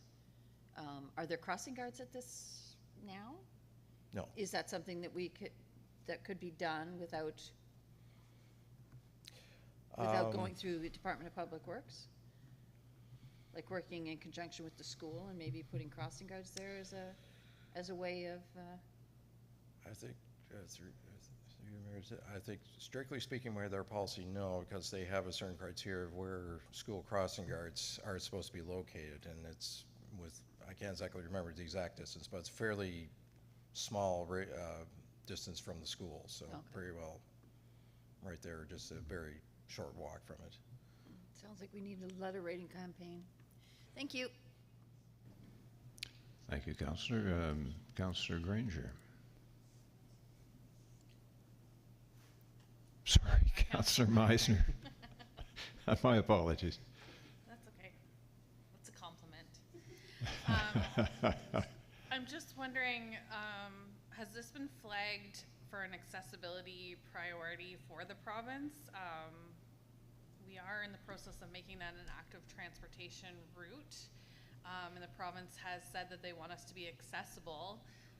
How are we being fully accessible when we are asking people with visual impairments or mobility issues to play chicken in traffic, essentially? Through Mayor, I'm not entirely sure how much they've turned their mind to it. I know Department of Justice has certainly spoken at length on the accessibility. I'm not entirely sure how that's translated over to the other department. Okay, thank you. Thank you, Councillor. This isn't the first time we've looked at this issue. It's the first time we looked at it in this particular location, but we encounter the same roadblocks, if you'll pardon the expression. And to the point that was asked regarding who bears the cost, not only do the municipalities and the circumstances bear the costs. First of all, it's very, very difficult to get them approved. Secondly, we bear the costs. Thirdly, we don't have any control over the costs because they insist on doing the physical installation. So, all that said, Mr. Quinn, thank you for your report and recommendation. Leaves us in the frustrating situation of still looking for the hand of blessing from our maternal governor. Councillor Killen. Thank you, Mayor. I was just wondering if we're making well, not through anyone here, just a comment. Are we making a list of all these mandated provincial initiatives that we have to pay for and they do not? And is there a list that seems to go on every time we come up with something that the province says we have to do it at our expense? Is there a mechanism that we can make a little list and lobby the province to at least cost share in some of these mandated services that we do? Thank you. We can certainly internally create such a list. If anybody wishes to add to the list, they can send me a note and I'll begin to compile it. I have my own. I know. Thank you. Thank you. Seeing no further discussion, all those in favor or otherwise, did we move the motion? No, we didn't. So I'd have a mover of the motion, moved by Councillor Armstrong, seconded by Councillor Meisner. Discussion? Councillor Windsor? Thank you, Mayor. Just one question to Scott. I have a request now pending that I'm meaning to connect with you on now that you're back. And there's some citizens requesting. So the approach would be, just for clarity, we consider it initially, and then if we are convinced that it's a right thing to do, we would then do the lobby through the federal or through the provincial government highways. Yeah. Do we have a list for sidewalks and the like, and a priority. Do we have any priority list there, or that hasn't been an issue where we've needed a priority list? Through you, Mayor, to this point, we haven't necessarily needed it. There hasn't been a large volume of requests per se, certainly not like sidewalks or AT, so it hasn't necessarily required a formal priority list at this point. I think generally it's been up until, I think even now it's one, maybe two a year. Okay. So, well, if we don't need the list, then we're managing it one-offs as they come up, then that's fine. Thank you, Mayor and Scott. Thank you, Councillor. Thank you, Mr. Quinn, for your presentation. No other discussion. All those in favor or otherwise of the motion, please vote now.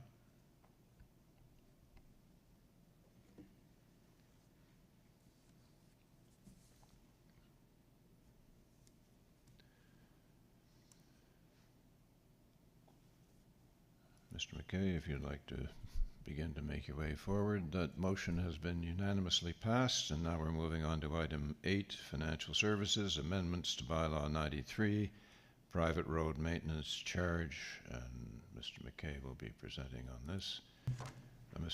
Councillor Hurdle, did you have a point, question? Thank you, Mr. Mayor. I just thought I consider putting forward a motion to deny the Deputy Mayor's lateness if she doesn't come along with apples. Was that a condition of the motion? Yes. Okay. Is this in order? It will be. Let's give her an opportunity. to bring the apples first. Thank you. Okay. Mr. McKay, when you're ready. Yes, well, thank you very much. I'm here today to speak to you about Bylaw 93, the private road maintenance charge bylaw.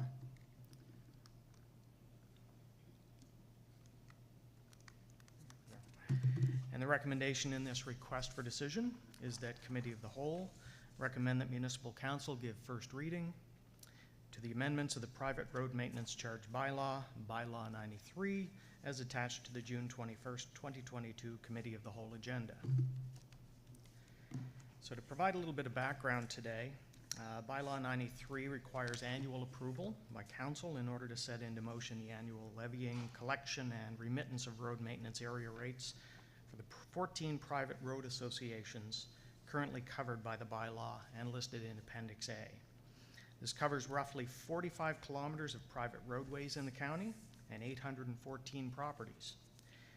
By doing so, we take the challenges of collecting those fees away from their respective associations and their executives, and we provide each of them with the certainty that the necessary funds will be there for the budgeted upkeep of the private roads in those respective areas. Of these 14 associations, 5 are requesting an increase to their levies this year, and 9 are remaining the same for the current year. Although we did receive 1 new inquiry earlier in the year, staff has not received any official applications from new associations for 22-23. And as always, we will charge a 4% administration fee for the service of doing this. And it should be noted, importantly, that a deeper review of the bylaw is currently underway and should be before council in the not too distant future. So upon approval, all reading, notice, and publication requirements will be followed related to the amendment. The bylaw will be updated on the municipal website, and as in past years, we will include the area rates in the September tax bill and remit those fees to the member associations accordingly. So once again, the recommendation to this request for decision is that Committee of the Whole recommend that Municipal Council give first reading to the amendments to the private road maintenance charge bylaw, Bylaw 93, as attached to the June 21st, 2022 Committee of the Whole agenda. Thank you, Mr. McKay. Any questions of clarification of Mr. McKay? Councillor Granger. Thank you, Mr. Mayor.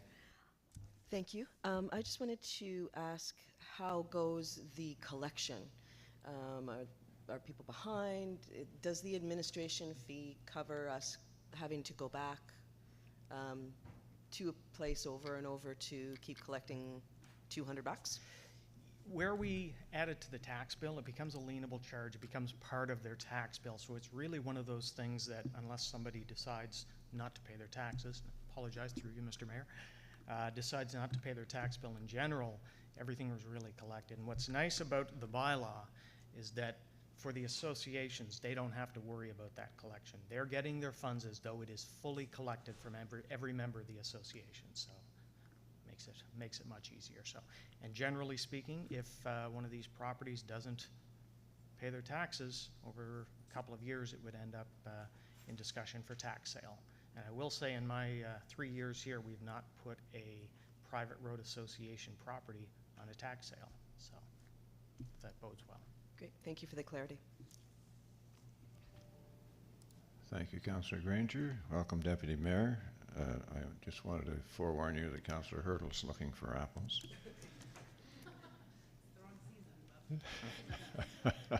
Wrong season.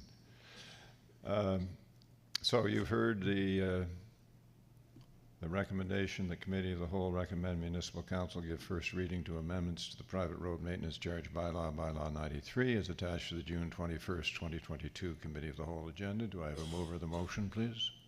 Moved by Councillor Meisner, seconded by Councillor Granger. Discussion on the motion? Councillor Windsor. Thank you. I support the motion, obviously. But I was going to say, you mentioned, Scott, there's a review of the bylaw. I was just wondering, I had made the note last evening when I was reviewing. Can the process, once an area is added, Can this process be simplified so that it becomes an administrative matter? I mean, we have the framework whereby the group as to host an AGM or some meeting to approve rates. And so we have all that framework in place, and it comes in. In my 9 years, I've never seen a decline other than, so we just go through the formality. Maybe it's something to think about when you're reviewing the bylaws to whether, unless it's a new addition to the list, that process has its integrity, and council approval is only essentially a rubber stamp. So something to think about as you review. Certainly. Okay. Trouble getting my light on. There we are. Thank you. Any further discussion? If not, all those in favor or otherwise of the motion, please vote now.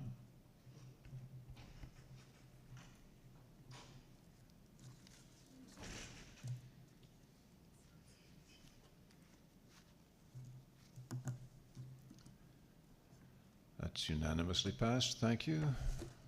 Thank you, Ms. Very McKay. kind.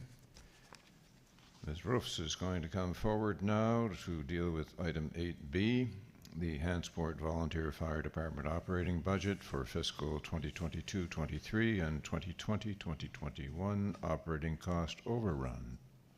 Ms. Roofs, when you're ready. Thank you. Good morning. The intent of today's report is to seek approval of the 22-23 Hansport Volunteer Fire Department operating budget, as well as approval of the municipal contribution, and to also provide council with information regarding an additional billing received from the West Hants Regional Municipality in relation to the 2020-21 fiscal year. The municipality of the County of Kings has declined payment due to provisions in the funding agreement not being satisfied.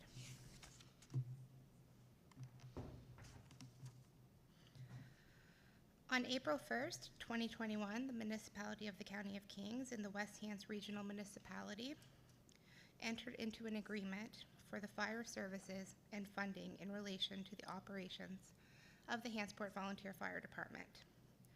Section 15 of this agreement stipulates that at least 90 days prior to the commencement of each fiscal year, West Hants shall prepare and submit to Kings a proposed operating budget for the upcoming fiscal year. The operating budget is subject to acceptance by resolution of the respective municipal councils. On January 21st, 2022, West Hants submitted a draft budget. The submitted budget exceeded the maximum amount set out in Section 23 of the funding agreement. The section states that the net shareable operating expenses approved by West Hants and Kings shall not increase by more than a 5-year rolling average of CPI or as mutually agreed upon. So at the time of the budget submission, it was indicated that the draft was preliminary and that a formal proposed budget would be made available at a later date. Since a final budget was not available in time for inclusion with the municipality of Kings operating budget package that went to council on March 30th, 2022, finance staff at Kings included within the 22-23 budget an amount equal to the maximum amount set out in the funding agreement as calculated in Appendix 2. Subsequent to this, on March 29th, 2022, West Hants submitted a revised budget, which again was draft and not approved, with total expenditures of $213,124 in Appendix B.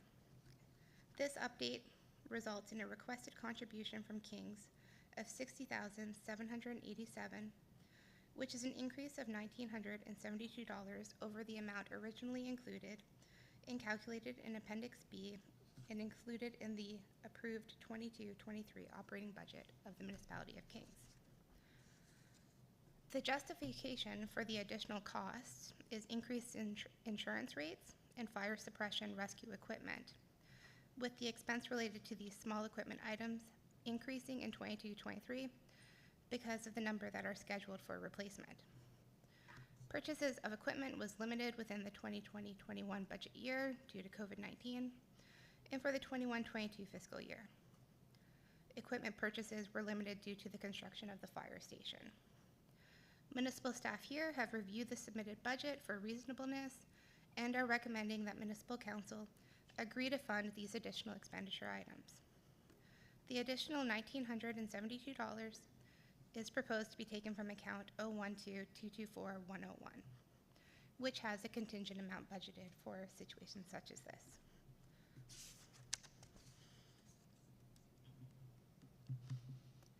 We'd also like to talk today about the 2020-21 operating cost overrun of the Hansport Volunteer Fire Department. So subsequent to approval of the 2020-21 fiscal year operating budget, a budget for the Hansport Volunteer Fire Department was received, and this budget had been approved by the Council of West Hants, but it was coming into us later than our budget approval.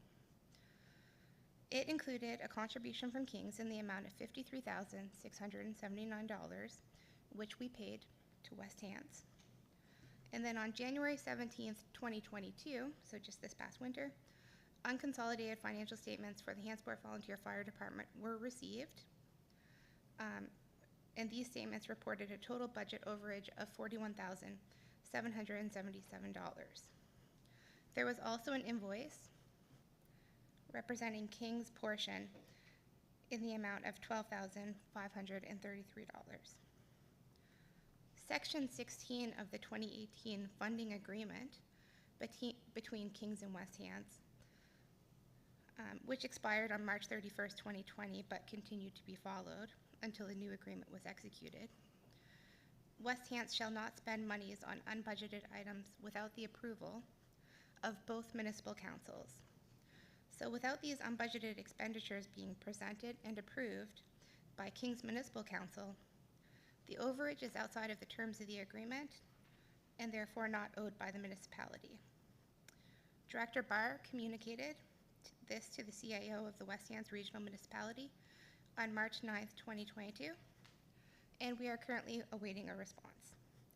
If further information is provided or an additional decision of council is required, a subsequent report will be prepared. So this today is just for information purposes.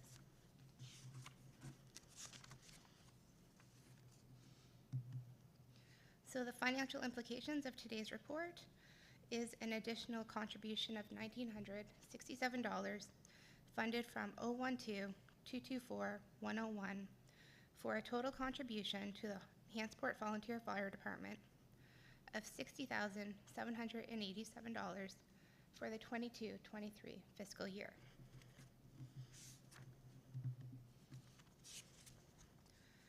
Alternatively, Committee of the Whole may recommend that the funding be kept at the approved budget amount of $58,815, which represents the maximum set out under the related funding agreement.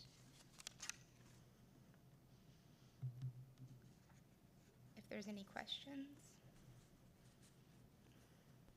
Thank you, Ms. Roos. Any questions of clarification to Ms. Roos? Deputy Mayor? Thank you. Just a question of clarification.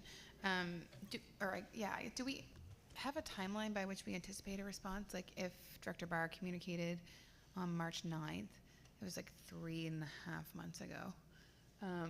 Do we have any timeline by which we know what amount we might be able to consider, or if we consider contributing at all? We're just awaiting. We don't have. Mr. Barr has volunteered to jump into the fray. Deputy Mayor, Mr. Barr.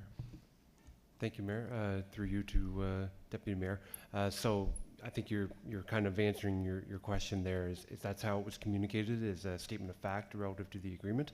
So we have not received a response. I'm not really anticipating a response or any information to come forward that would cause us to consider altering our position relative to the agreement. But if it does, then we wanted to at least bring council up to speed on what's been communicated and what may happen. But I believe I'm not anticipating a response.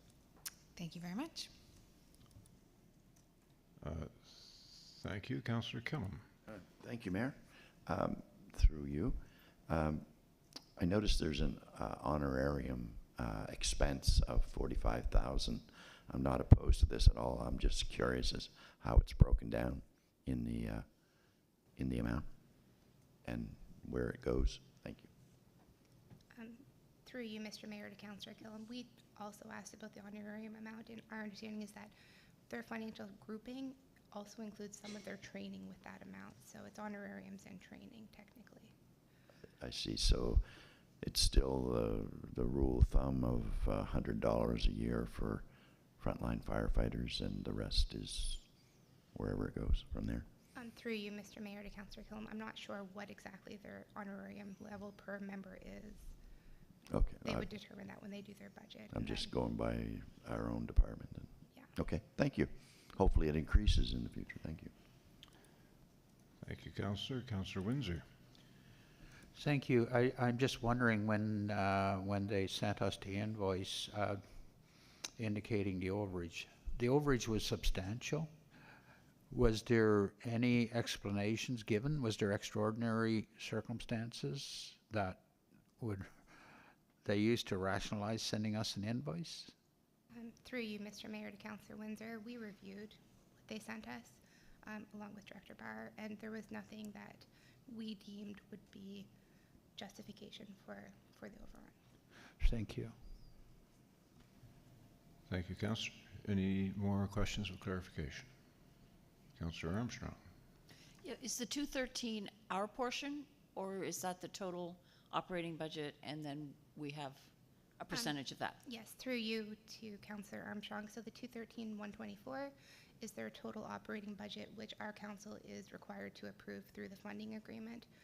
We pay a portion based on a 3-year rolling call average. Okay, And thank you. our portion is just over $60,000. Yeah. Thank you.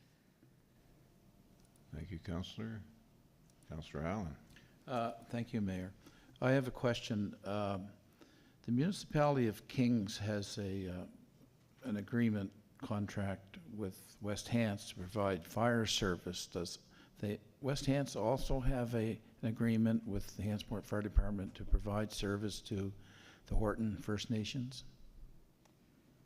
Through you, Mr. Mayor, to Councillor Allen, I do know that they receive funding from the First Nations. I'm not sure about the formal agreement status. Okay, thank you. We're not the only ones. Who are funding? Yes.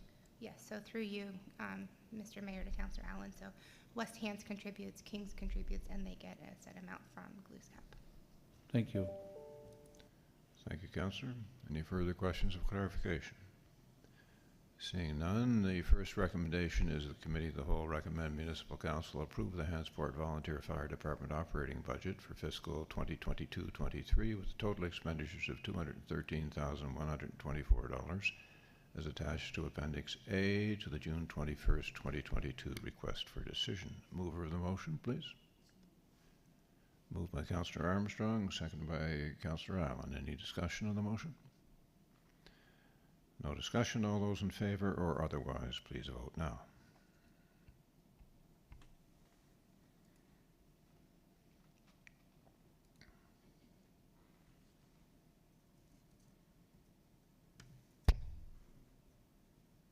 That's unanimously approved. Thank you. Ms. Roofs.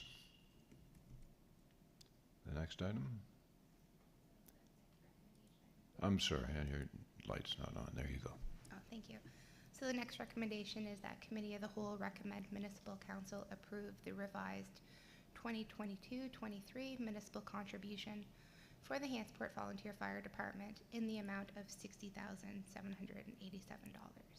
Thank you. Someone prepared to move the recommendation? Moved by Councillor Allen, seconded by the Deputy Mayor. Discussion on the motion? Seeing none, all those in favor or otherwise, please vote now.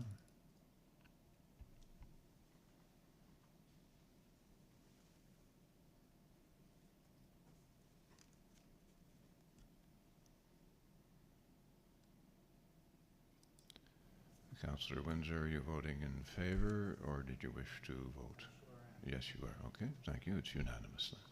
Thank you. Thank you, Ms. Russ. Item 9, Recreation Services. recreation in our communities, an update on recreation programming in the municipality of the County of Kings, presented by Ms. Gilbert and Carly Flecknell, our summer recreation intern. I always want to refer to Nicole as Miss Gilbert. When you're ready. All right, thank you, Mr. Mayor. Good morning and welcome.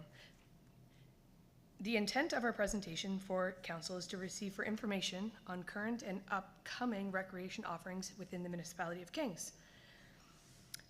I am going to first hand the presentation over to Carly Flecknell, our recreation intern, who will provide an overview of our exciting summer recreation programming. Hello, Council. My name is Carly Flecknell, and I am the Recreation Intern. Thank you for your time today. I feel very fortunate to have this opportunity to tell you about some of the recreation programming and services we are offering throughout the municipality this summer. To begin, I'm going to talk about youth programming. The municipality is offering 4 day camps this summer.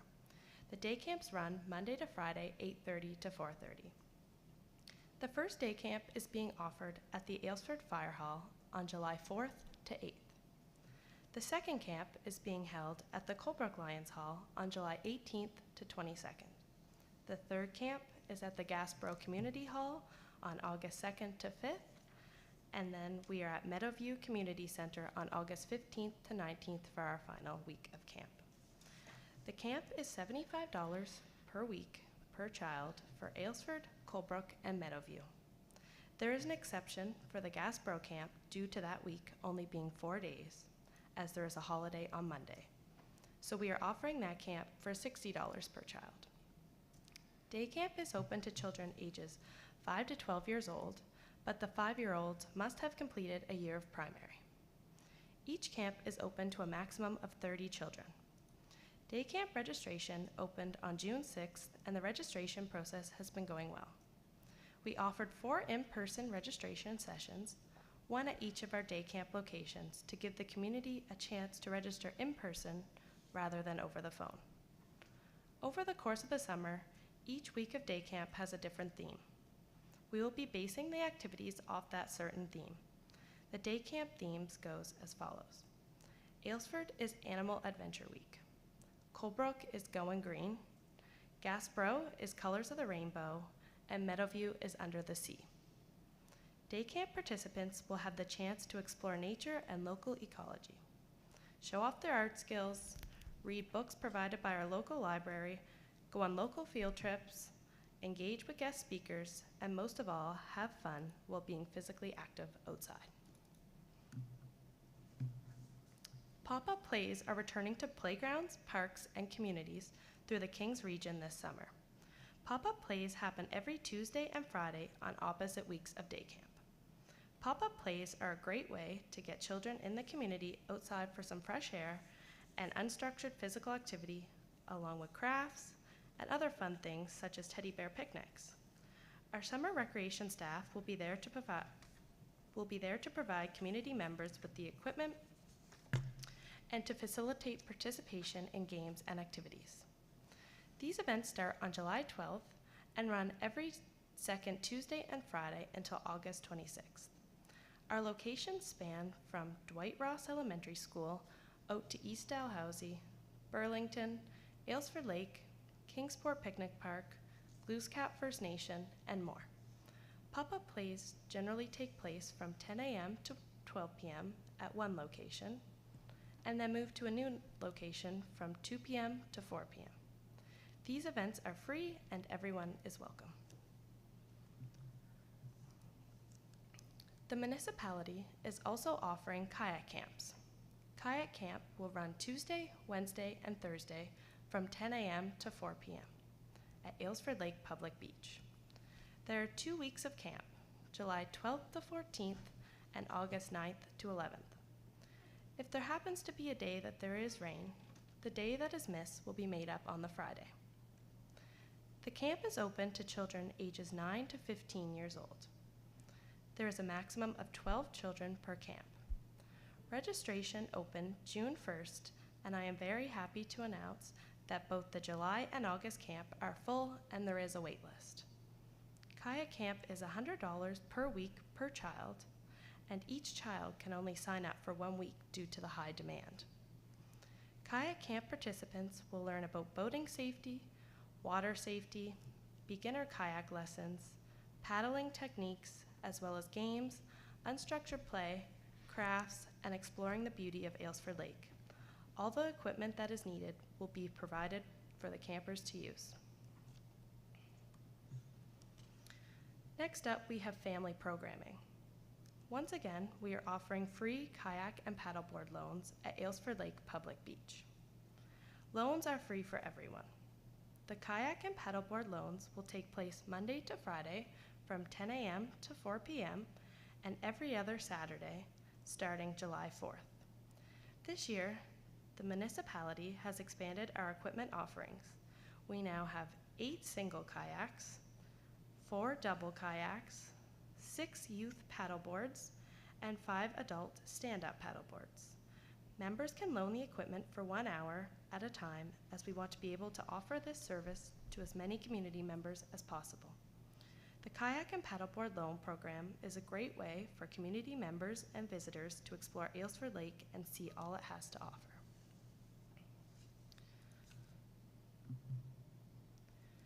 Trail adventures are a great way to get children and families familiar with the local ecology around the Kings region.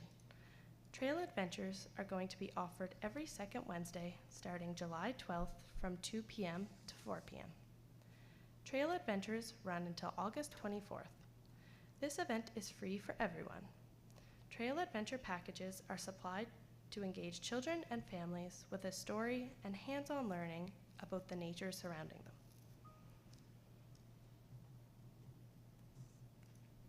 Guided hikes are a great way to get the whole family out for some physical activity. These hikes are offered on the Harvest Moon Trail. There will be different access points to join the hike. Guided hikes are offered every second Wednesday starting July 13th, and they go until August 24th. The hikes will run from 10 a.m. to 12 p.m. and are family friendly. Guided hikes are free for all. This is a great opportunity to get outside and enjoy what the municipality has to offer. I'm going to turn this back over to you, Nicole. Thank you, Carly. 55 plus programming. Over the summer, we'll be providing many opportunities for those in the 55 plus age category. First of all, we do monthly bingo socials at the Colebrook Lions Hall. The socials run in partnership with Senior Safety. Before we begin our bingo, we typically run through some low impact movement, some stretching activities that can be done at home. We incorporate these low impact movements to allow and build awareness of ways in which our seniors can move their bodies without having to leave their home to go to exercise classes. Excuse me. On July 2nd, recreation staff will be accompanying 56 Kings County residents to the Nova Scotia International Tattoo. We offer 3 pickup locations: Kingston Fire Hall, Berwick School, and the Louis Millet Complex in New Minas. Tickets for this event are sold out.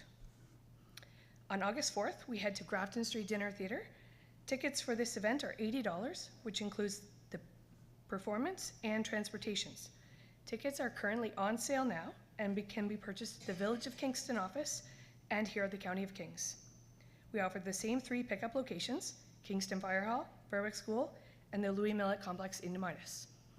All of our bus trips include an accessible busing option through Kings Point to Point for those requiring assistance.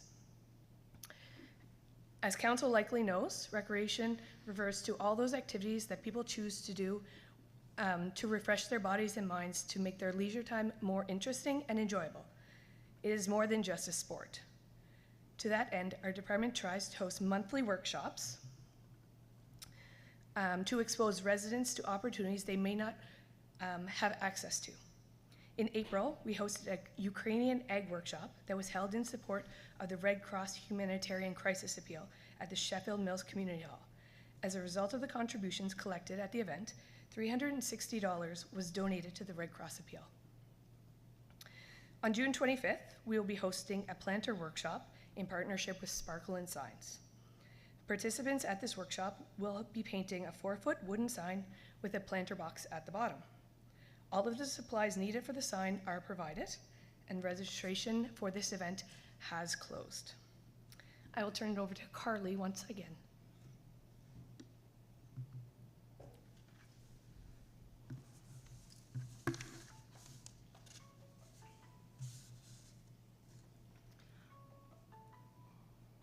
On Friday, July 1st, the municipality, County of Kings, is holding their annual Canada Day celebration at Aylesford Lake Public Beach. The celebration takes place from 11 a.m. to 3 p.m., and everyone is welcome. The event is completely free.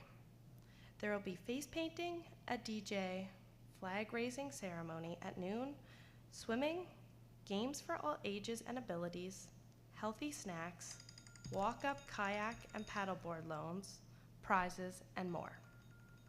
This is a great opportunity to have some fun in the sun and celebrate our wonderful country. I would like to take this opportunity to invite you all to our Canada Day celebration at Aylesford Lake Public Beach on July 1st. A poster for this event is on our Facebook page. Please consider sharing on your networks and with residents in your districts. Next, we are planning Culture Day at the Beach. This event will take place at Aylesford Lake Public Beach. The municipality, County of Kings staff are working with the Nova Scotia Fruit Growers Association and Horticulture Nova Scotia to plan some celebrations for year-round residents and temporary foreign farm workers.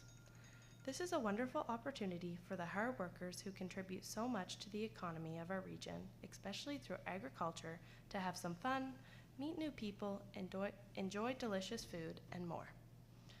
Our plan is to have culturally responsive food and games such as cricket and soccer, Jamaican and Mexican food trucks, swimming, and kayak and paddleboard loans. We are planning to offer this event on August 21st. Nicole, back over to you.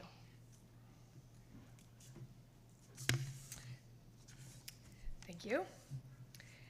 Annually, our volunteers are recognized across Kings County during the Kings County Volunteer Dinner. Although the event typically takes place in the spring, due to the uncertainty surrounding COVID, earlier this year, the province moved their celebration to September, and municipal staff felt it was best to align our celebration with the province. The Volunteer Award Selection Committee selected the following volunteers to represent Kings County for the following awards. Our Volunteer of the Year is Lisa Rose for her volunteer work with the Annapolis Valley Frugal Moms. Our Youth Volunteer of the Year is Destiny Brine for her volunteer work with Free Spirit Therapeutic Riding Association. The Ted Meldrum Award will be presented to Tom Metcalf for his work with the Burlington Community Club. These volunteers, along with many more from Kings County, will be recognized during the Kings County Volunteer Dinner, which will be held in the western area of the municipality this September. The event includes musical entertainment, a served meal by council members, and award presentation.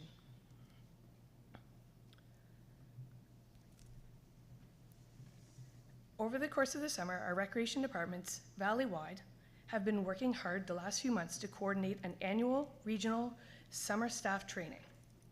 This allows summer staff from the Clare to West Hants regions to gather at this year being held at 14 Wing Greenwood Community Center for training specifically related to activities that they will be doing over the course of the summer. Training will be broken down into 2 areas, aquatics and day camp programming. Working in collaboration with the municipality's Inclusive Communities intern, Kenya, we will be offering summer staff training in the region through equity, diversity, and inclusion training. The municipality also hosts a regional first aid training for our summer students working in recreation throughout the valley. This training is facilitated by Braveheart First Aid. Moving on to some recreation policy and funding. In the coming months, we will be reviewing some of the policies and agreements within recreation. First, the Town and Village Recreation Policy. Recreation staff and the policy analyst will be reviewing the current policy to develop a model that represents equitable support for towns and villages for recreation programming and facilities. In order to develop an equitable model, staff are connecting with other municipalities to gain an insight on funding models. Staff plan to have a policy for renewal in November of 2022. A review of the current agreement between villages and supporting recreation director salaries is underway. We anticipate a model being presented in 2022. Our fall programming. We will be working at getting our fall programming released within our communities as it becomes available closer to August. So this brings us to the end of our presentation. We thank you for your time today, and we're happy to answer any questions that council may have. Thank you, Ms. Gilbert. And Ms. Flecknell, you better stay in place because I think council wants to test Ms. Flecknell. So, first of all, congratulations on your presentation, Ms. Flecknell. It was very well presented. And to both of you, this is an important session for council to become aware of what it is that this municipality is offering to our citizens in the form of recreation. So I thank you very much for being here. And I'd ask you to respond to the following questions, first of all, from the Deputy Mayor. Thank you very much, and thanks for your presentation. I'll preface my question by saying, in my time on council, very few things have grown, I think, in my time here as much as recreation and the amount that we're doing since when we started, or I started on council 5.5 years ago. It's like a totally different department, and it's amazing, and I'm so proud of the work that you guys are doing and that you're part of, and that the history that's come. So I just think it's amazing. So thank you.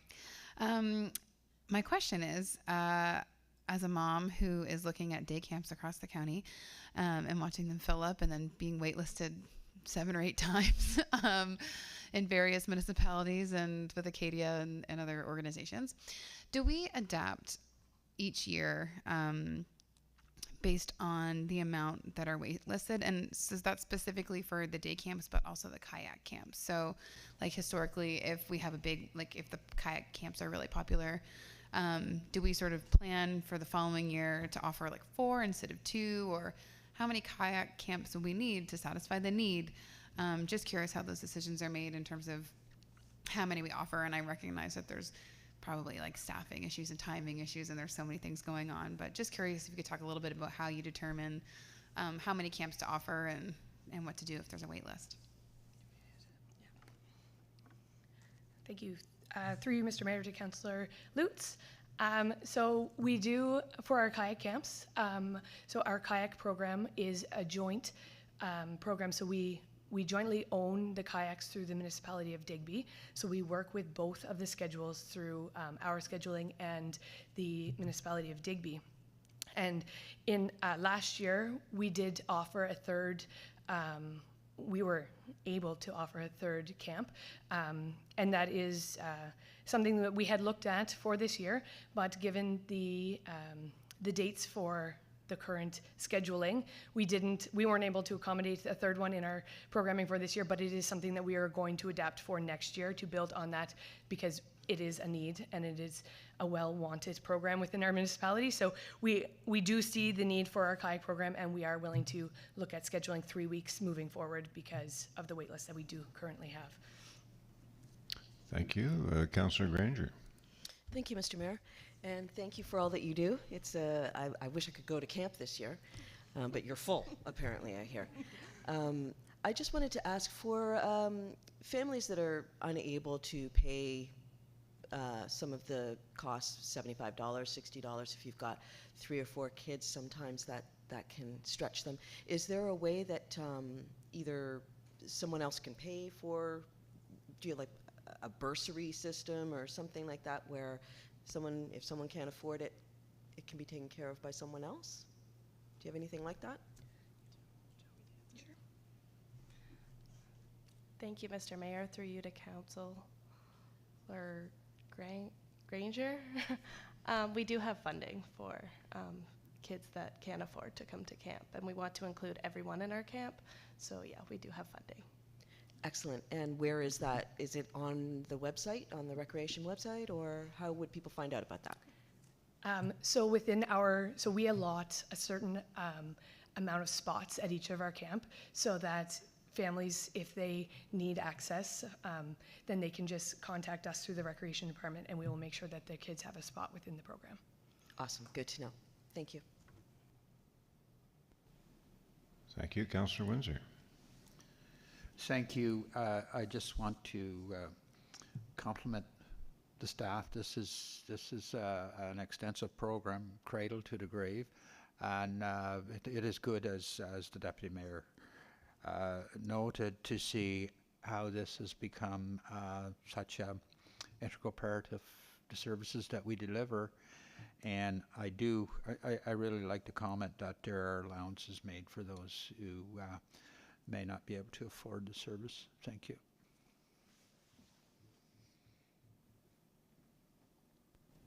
Thank you, Councillor. Councillor Hurtle. Thank you, Mr. Mayor. I'm wondering if you were able to receive as many summer interns for the programming as you had advertised for. Did you advertise for a certain number and only receive a certain number of applicants, or were you able to fill as many positions as you advertised for the allocated programming?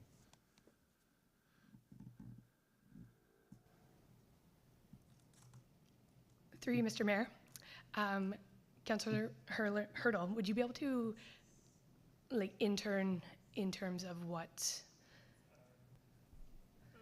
So looking at summer employment, were you looking for 10 summer students who would apply and only receive 6, or what did you post for a certain number and fill that number?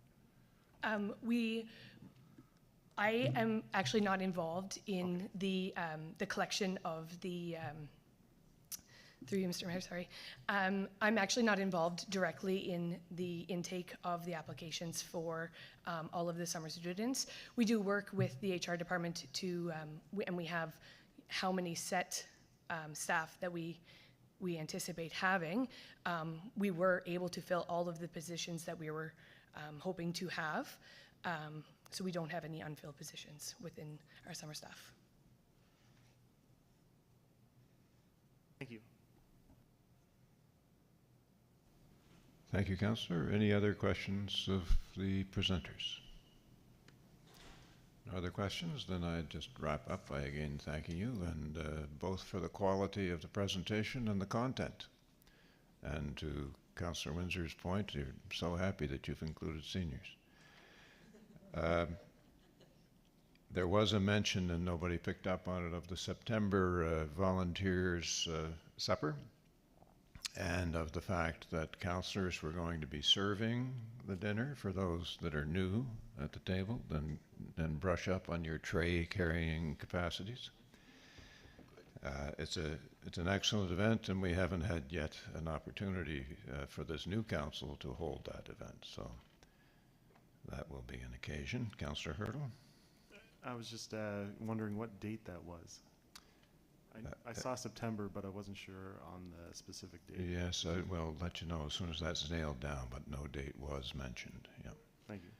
So we have before us a recommendation that Committee of the Whole receive as information the briefing Recreation in Our Communities, an update on recreation programming in the municipality of the County of Kings, dated June 21st, 2022. Moved by the Deputy Mayor, seconded by Councillor Granger. Any discussion on the motion? Seeing none, all those in favor or otherwise, please vote now.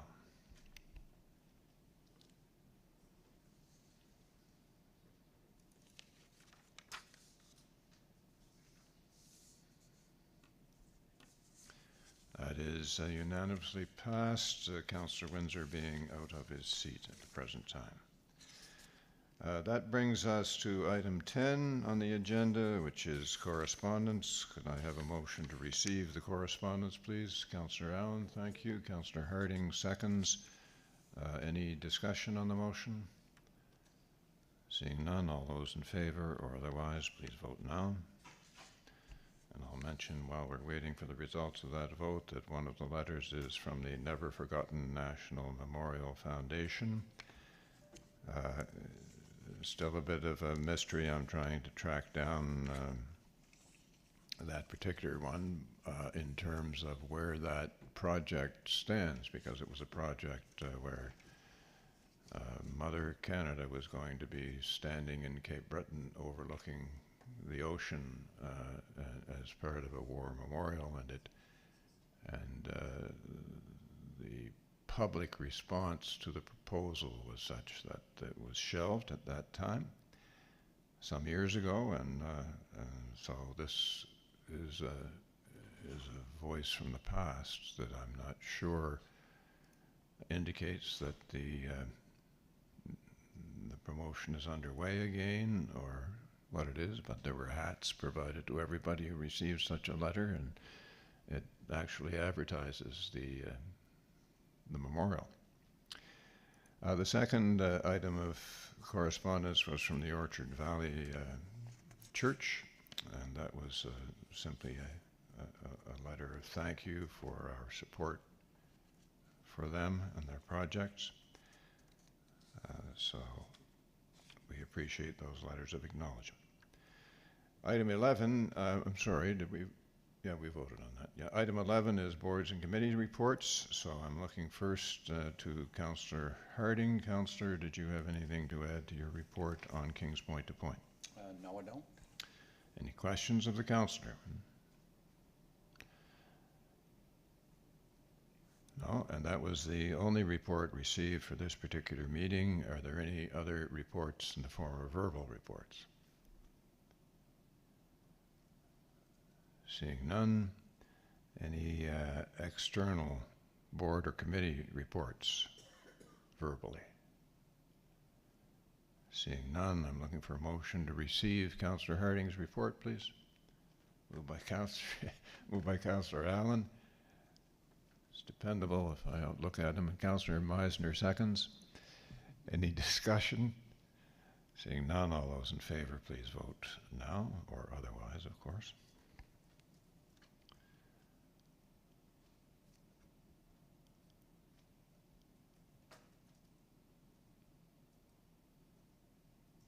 That's unanimously passed. Thank you. Is there any other business arising?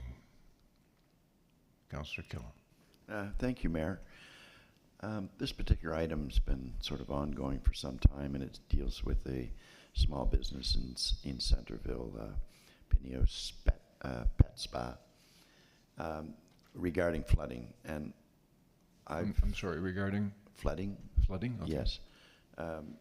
The Transportation Department did correct or fix culverts along the highway leading to her business, but they won't go so far as to put culverts in any further down in that area. She's experienced 9 floods in 6 months.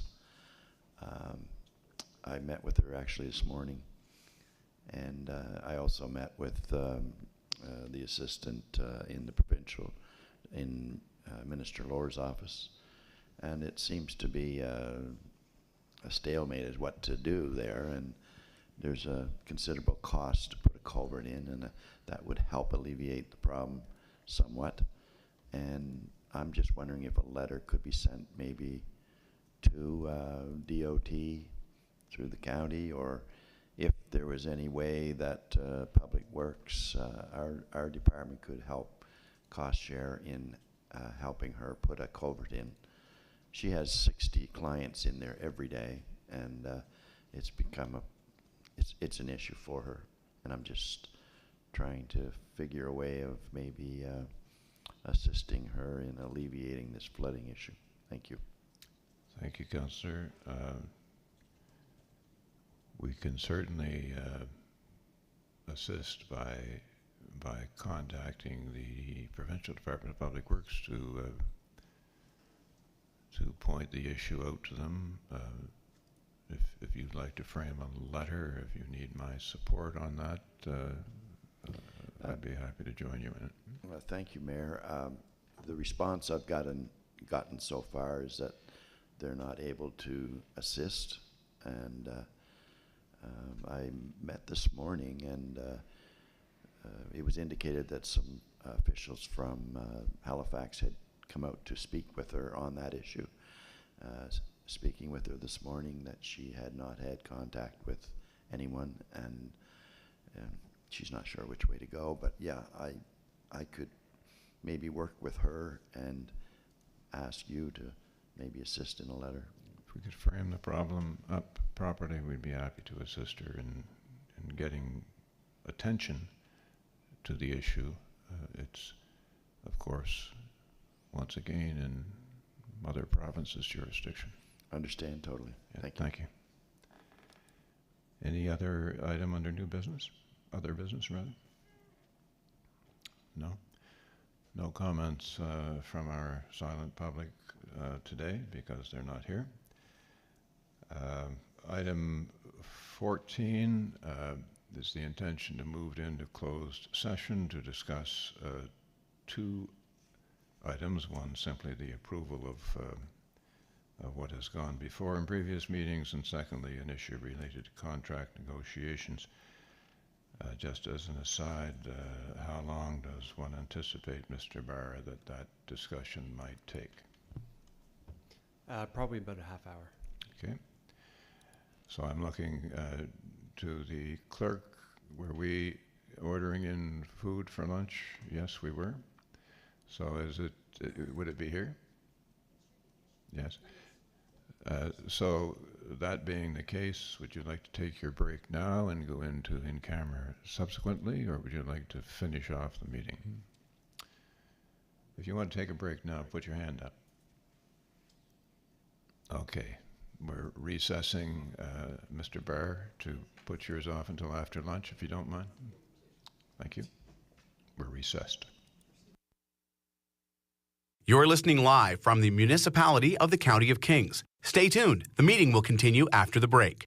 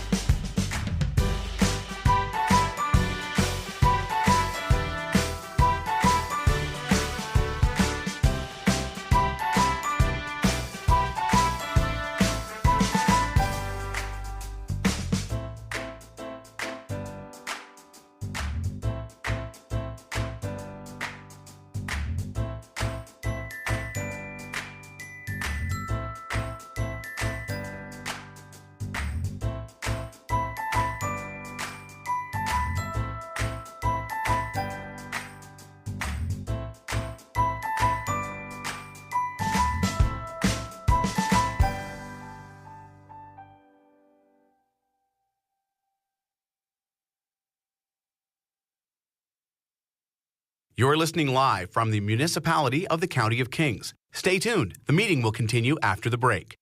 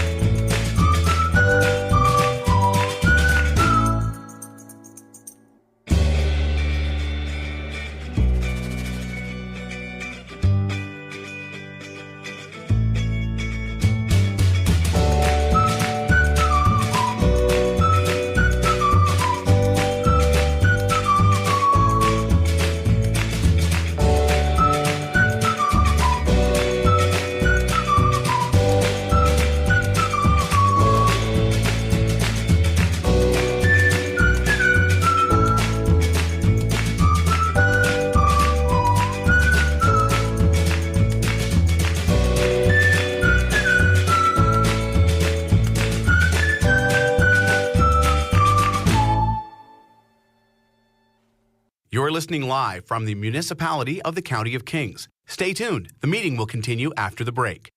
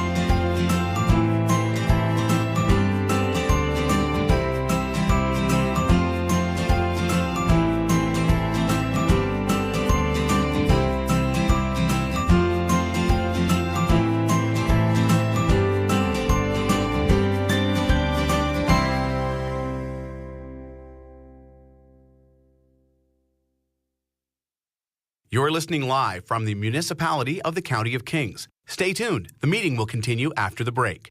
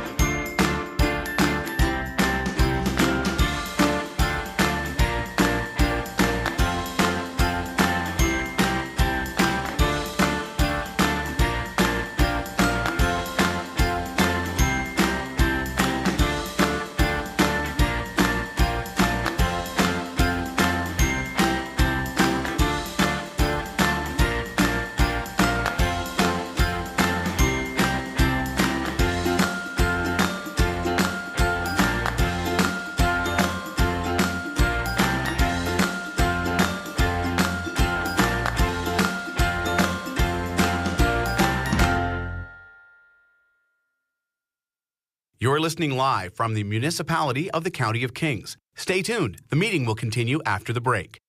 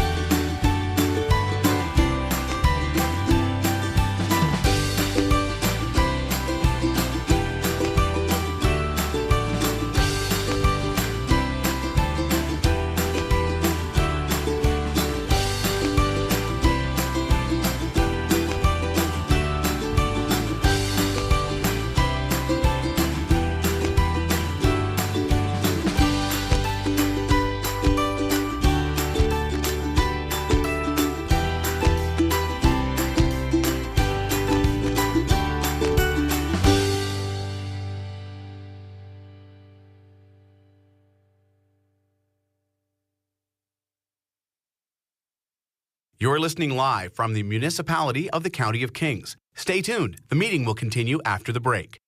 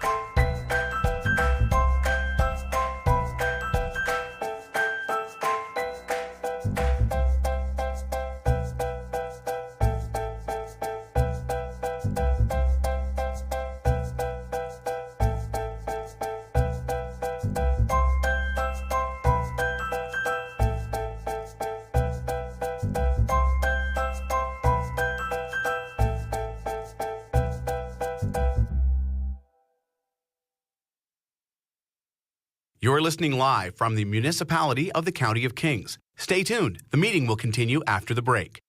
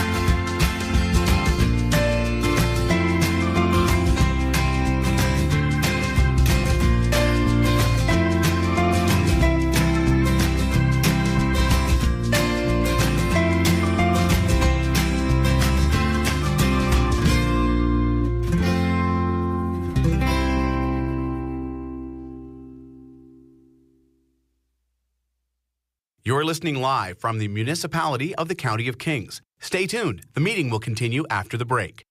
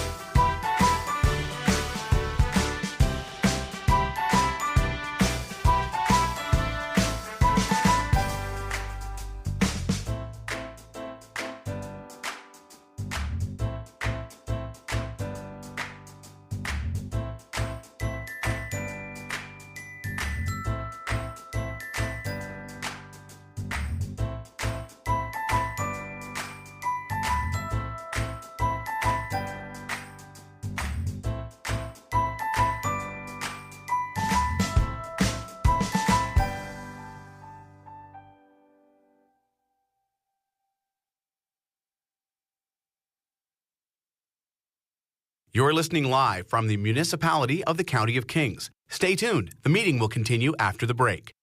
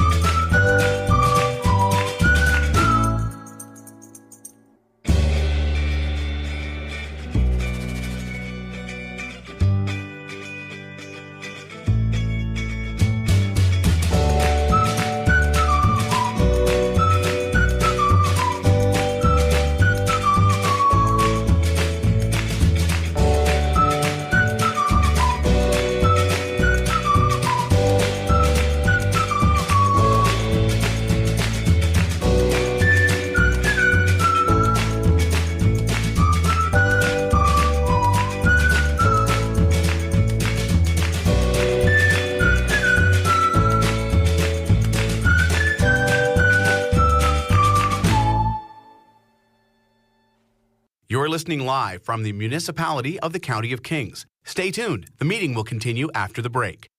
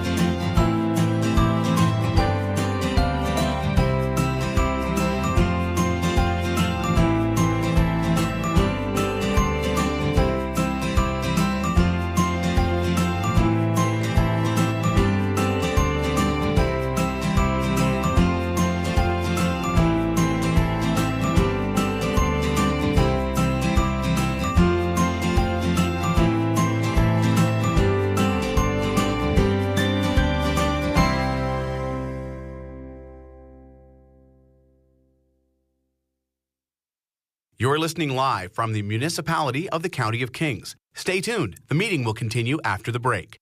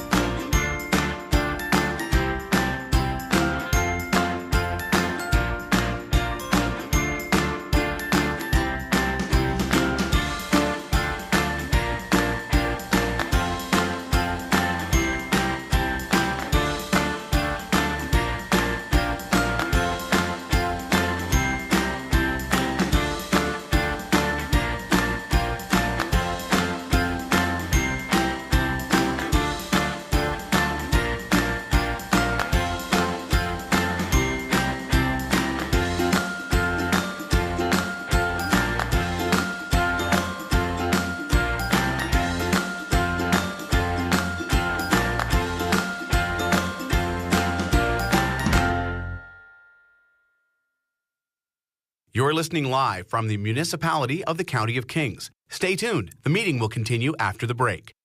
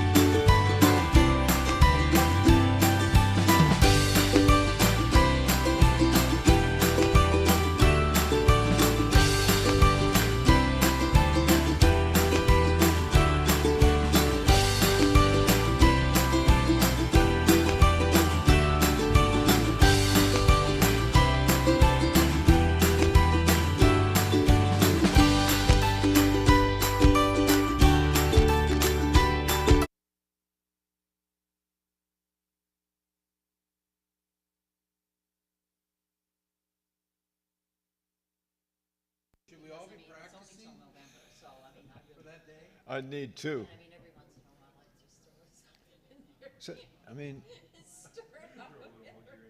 Well, this is funky. Are you testing with my mic?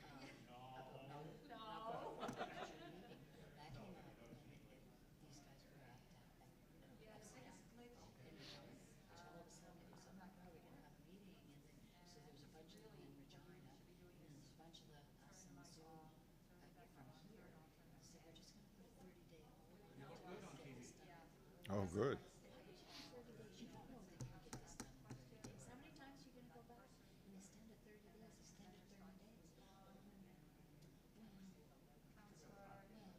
You know, and I'm thinking, then they brought forward this thing. Do you ever heard of a thing called ServiceNow?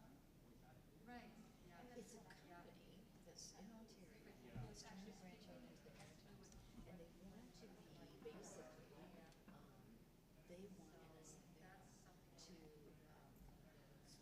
I guess, to come into municipalities to set up almost like an insurance policy on your sewer. Right? And they want us to, well, just, no, basically it would be like an insurance policy like on a hot water bill, right? So you buy an insurance policy through them on your sewer line. And all this other stuff. And I'm thinking to myself, the idea of doing this, like, we don't know what kind of service they provide. They're in, you know, maybe 10 municipalities in all of Ontario. And I said, why do they want us to do this?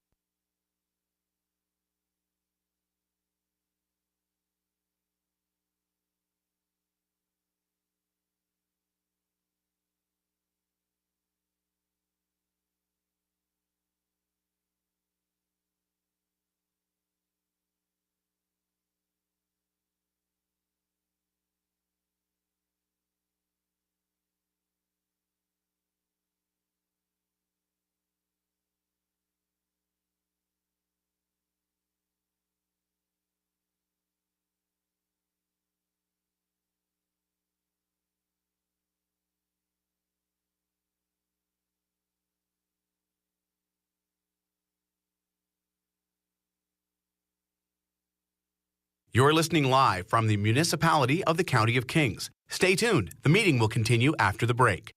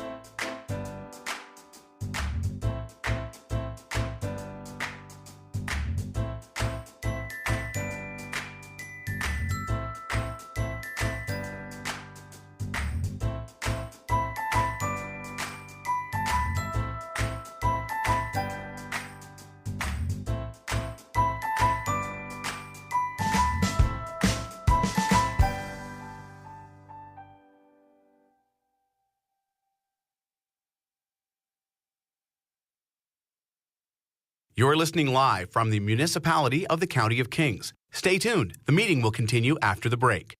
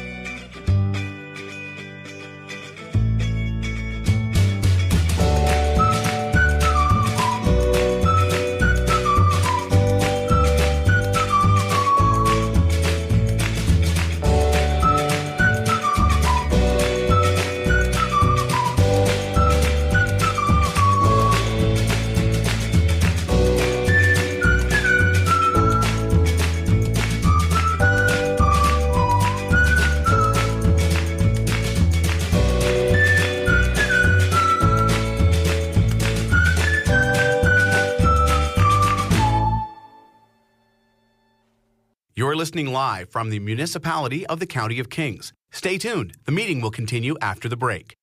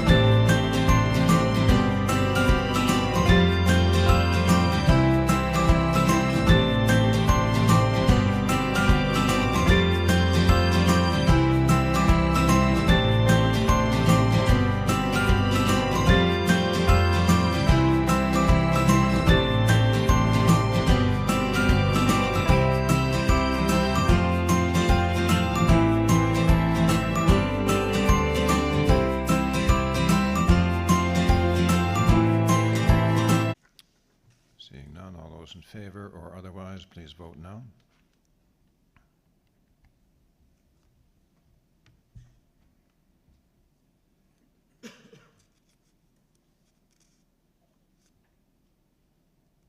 It's unanimous, thank you. We are now in closed session.